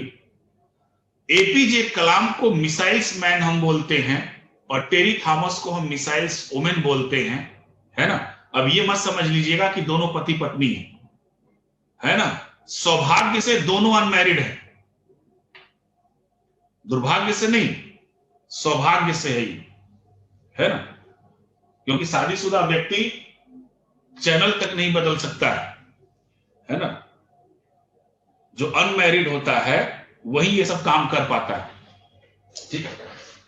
तो अग्नि परियोजना की उपयोगिता को देखते हुए अलग से एक परियोजना चलाई गई अग्नि मिसाइल्स की उपयोगिता को देखते हुए, उसको हम बोलते हैं अग्नि परियोजना, ठीक है, यानी प्रोजेक्ट अग्नि, यानी अग्नि प्रोग्राम।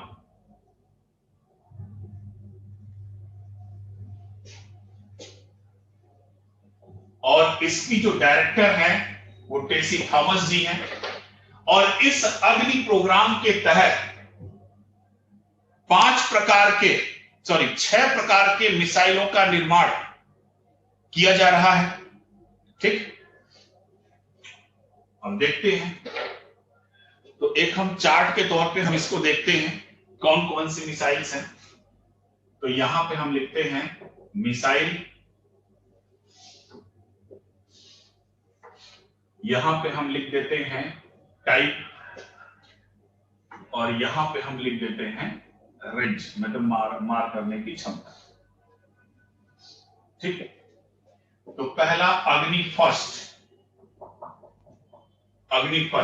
किस टाइप्स की मिसाइल थी ये थी मध्यम दूरी की बैलिस्टिक मिसाइल्स।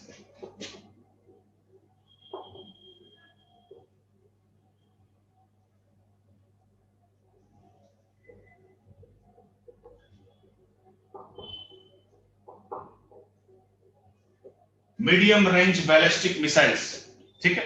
अभी बैलिस्टिक क्रूज वगैरह क्या होता है मैं आगे बताऊंगा। मध्यम दूरी की बैलिस्टिक मिसाइल्स जिनकी क्षमता थी 700 से 1250 किलोमीटर,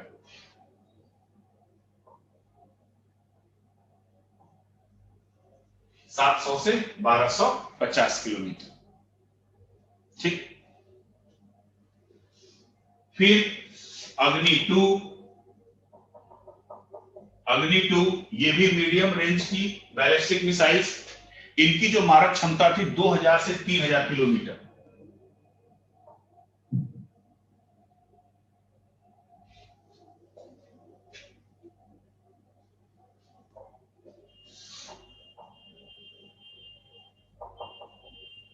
अग्नि 3 ये भी बैलिस्टिक मिसाइल्स, इनकी मारक क्षमता है 3000 से 5000 किलोमीटर।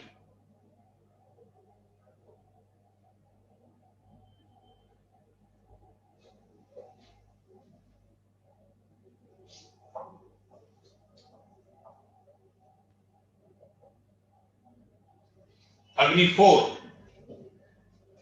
अग्नि 4 की ये भी है मीडियम रेंज की बैलिस्टिक मिसाइल्स, इनकी मारक क्षमता है 3000 से 4000 किलोमीटर।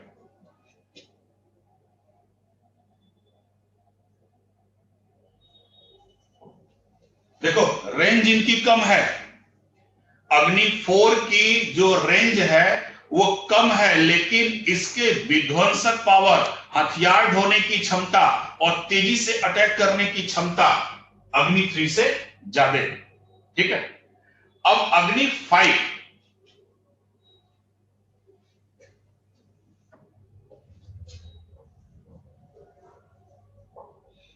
अग्नि 5 इसको हम बोलते हैं inter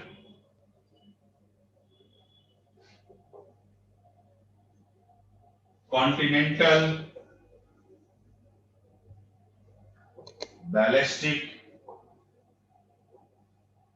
missile. Inter continental ballistic missiles, Hindi में बोलते हैं अंतर महाद्वीपीय बैलिस्टिक मिसाइल।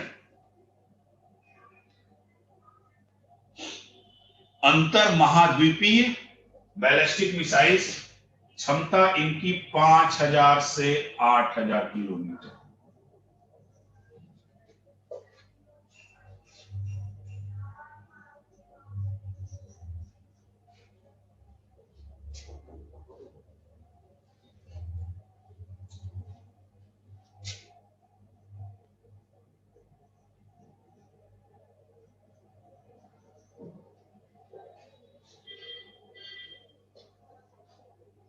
अग्नि 6, अग्नि 6 ये भी इंटरकॉन्टिनेंटल बैलिस्टिक मिसाइल्स, क्षमता इनकी 8000 से 10000 किलोमीटर, और इसको और आगे बढ़ाया जा रहा है 15000 किलोमीटर के आसपास। ठीक है, अब ये जो मिसाइलें हैं, इन मिसाइल में अग्नि 1st, 2nd, 3rd एवं 4th, अग्नि 1, 2, 3, 4 ये पूरी तरीके से सेना में शामिल हो चुकी हैं। ठीक है, 5th शामिल होने वाली है, 6ठा अभी परीक्षण के दौर से गुजर रहा है।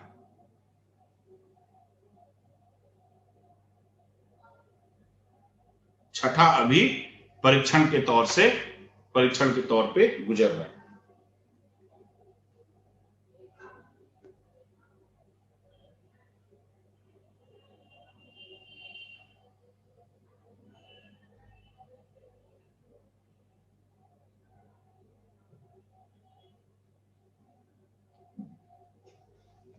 ठीक है,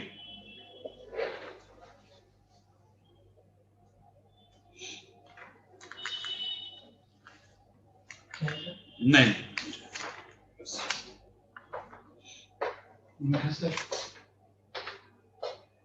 पॉलिथीन में दे देना। ठीक, ये सब बेकार है। हाँ, वो दोनों फेंक देना। ठीक है, तो इतनी चीजें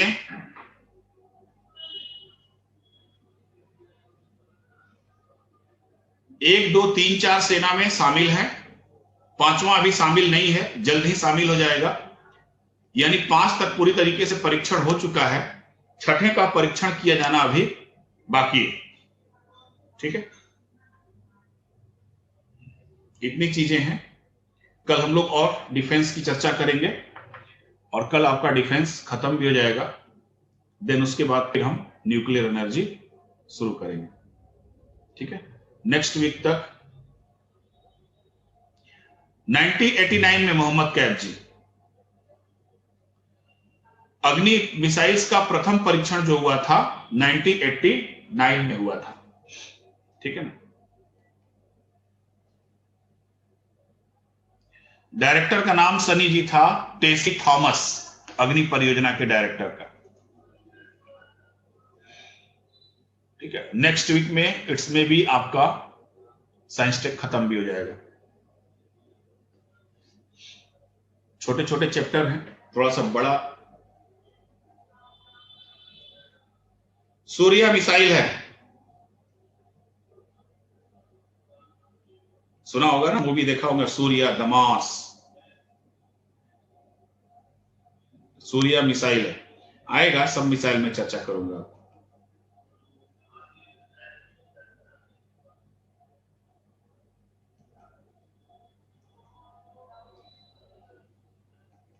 बहुत सारी मिसाइलें हैं। हाँ, डिफेंस का तो आप डिफेंस का जो पीडीएफ है शाम तक आपको मिल जाएगा। जो आप लोगों ने ग्रुप बनाया है उस ग्रुप में भी मैं डाल दूंगा, और बाकी मैं मैनेजमेंट को भी भेज दूंगा। अब सारा डिफेंस के आगे जितना भी पीडीएफ है सब, हाँ बायोटेक का दो तीन दिन वेट करो, मिल जाएगा आपका 3 पीडीएफ, डाइजेस्टिव सिस्टम, बायोटेक और स्पेस।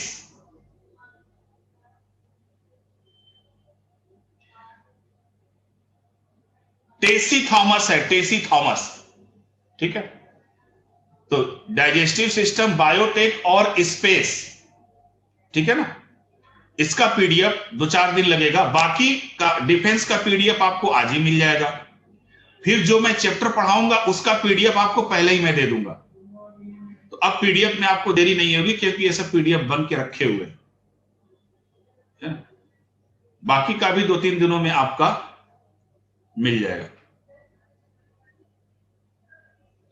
हाँ, अग्नि 3 की रेंज अग्नि 4 की ज्यादा है, बट अग्नि 4 की अटैक करने की पावर 3 से ज्यादा है, भले ही रेंज कम है।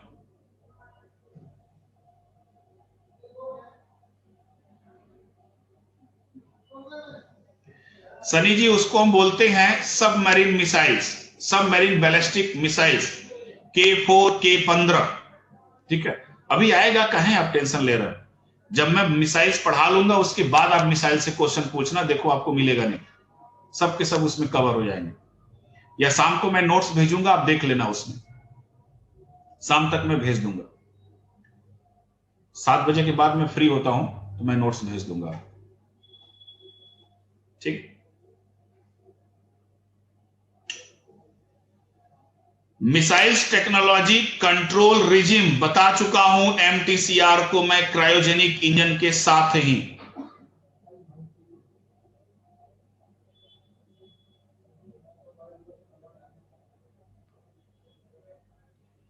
चिकुराज जी, मिसाइल्स टेक्नोलॉजी कंट्रोल रिजिम एक संगठन है 34 देशों का, 35वां देश भारत 2016 में शामिल हुआ। यह जो संगठन है वह देखता है कि किसी दूसरे देश के पास कोई नई मिसाइल्स टेक्नोलॉजी न हासिल कर पाए, विशेष तौर से ऐसी मिसाइल्स जो 300 किलोमीटर से अधिक मार करती हों और 500 किलोग्राम से अधिक हथियारों को ले जा सकती हो। तो ऐसे मिसाइलों के आदान प्रदान, इनके टेक्नोलॉजी पर रोक लगाती है एमटीसीआर। तो भारत इसका सदस्य नहीं था, बट 2016 में भारत इसका 35वां सदस्य बन गया। इसलिए भारत अब किसी भी देश से मिसाइल्स टेक्नोलॉजी को ले सकता है।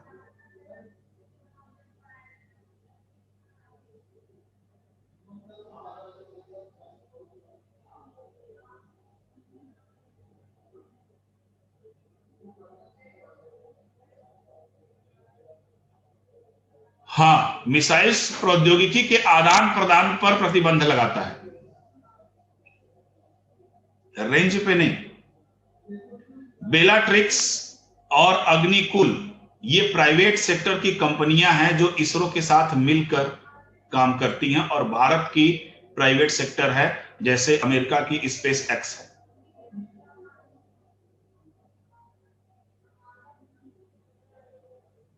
जो संगठन के सदस्य होते हैं ना, उसी में से किसी एक को हेड बनाया जाता है।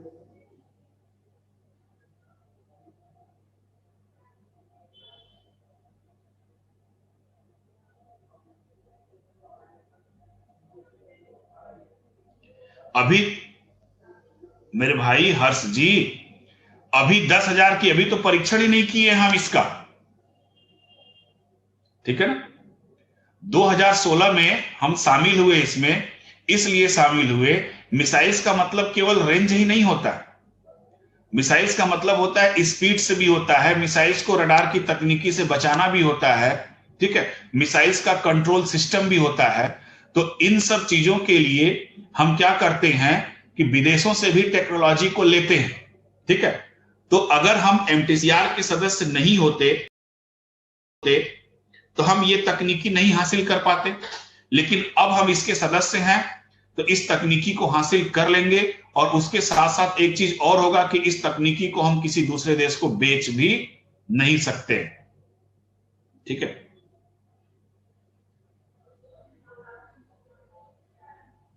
डिफेंस मिनिस्टर डीआरडीओ की देखरेख करता है, उसका सर्वे सर्वा होता है, उसके डीआरडीओ के जो भी कार्य प्रणाली होती हैं उसको वो गवर्न करता है। जैसे अन्य डिपार्टमेंट में मिनिस्टर का जो रोल होता है वैसे ही डीआरडीओ में आपके डिफेंस मिनिस्टर का रोल होता है। डीमो 1 मिशन 2019 में हुआ था, मानव रहित यान को भेजा गया था स्पेस एक्स के द्वारा ही।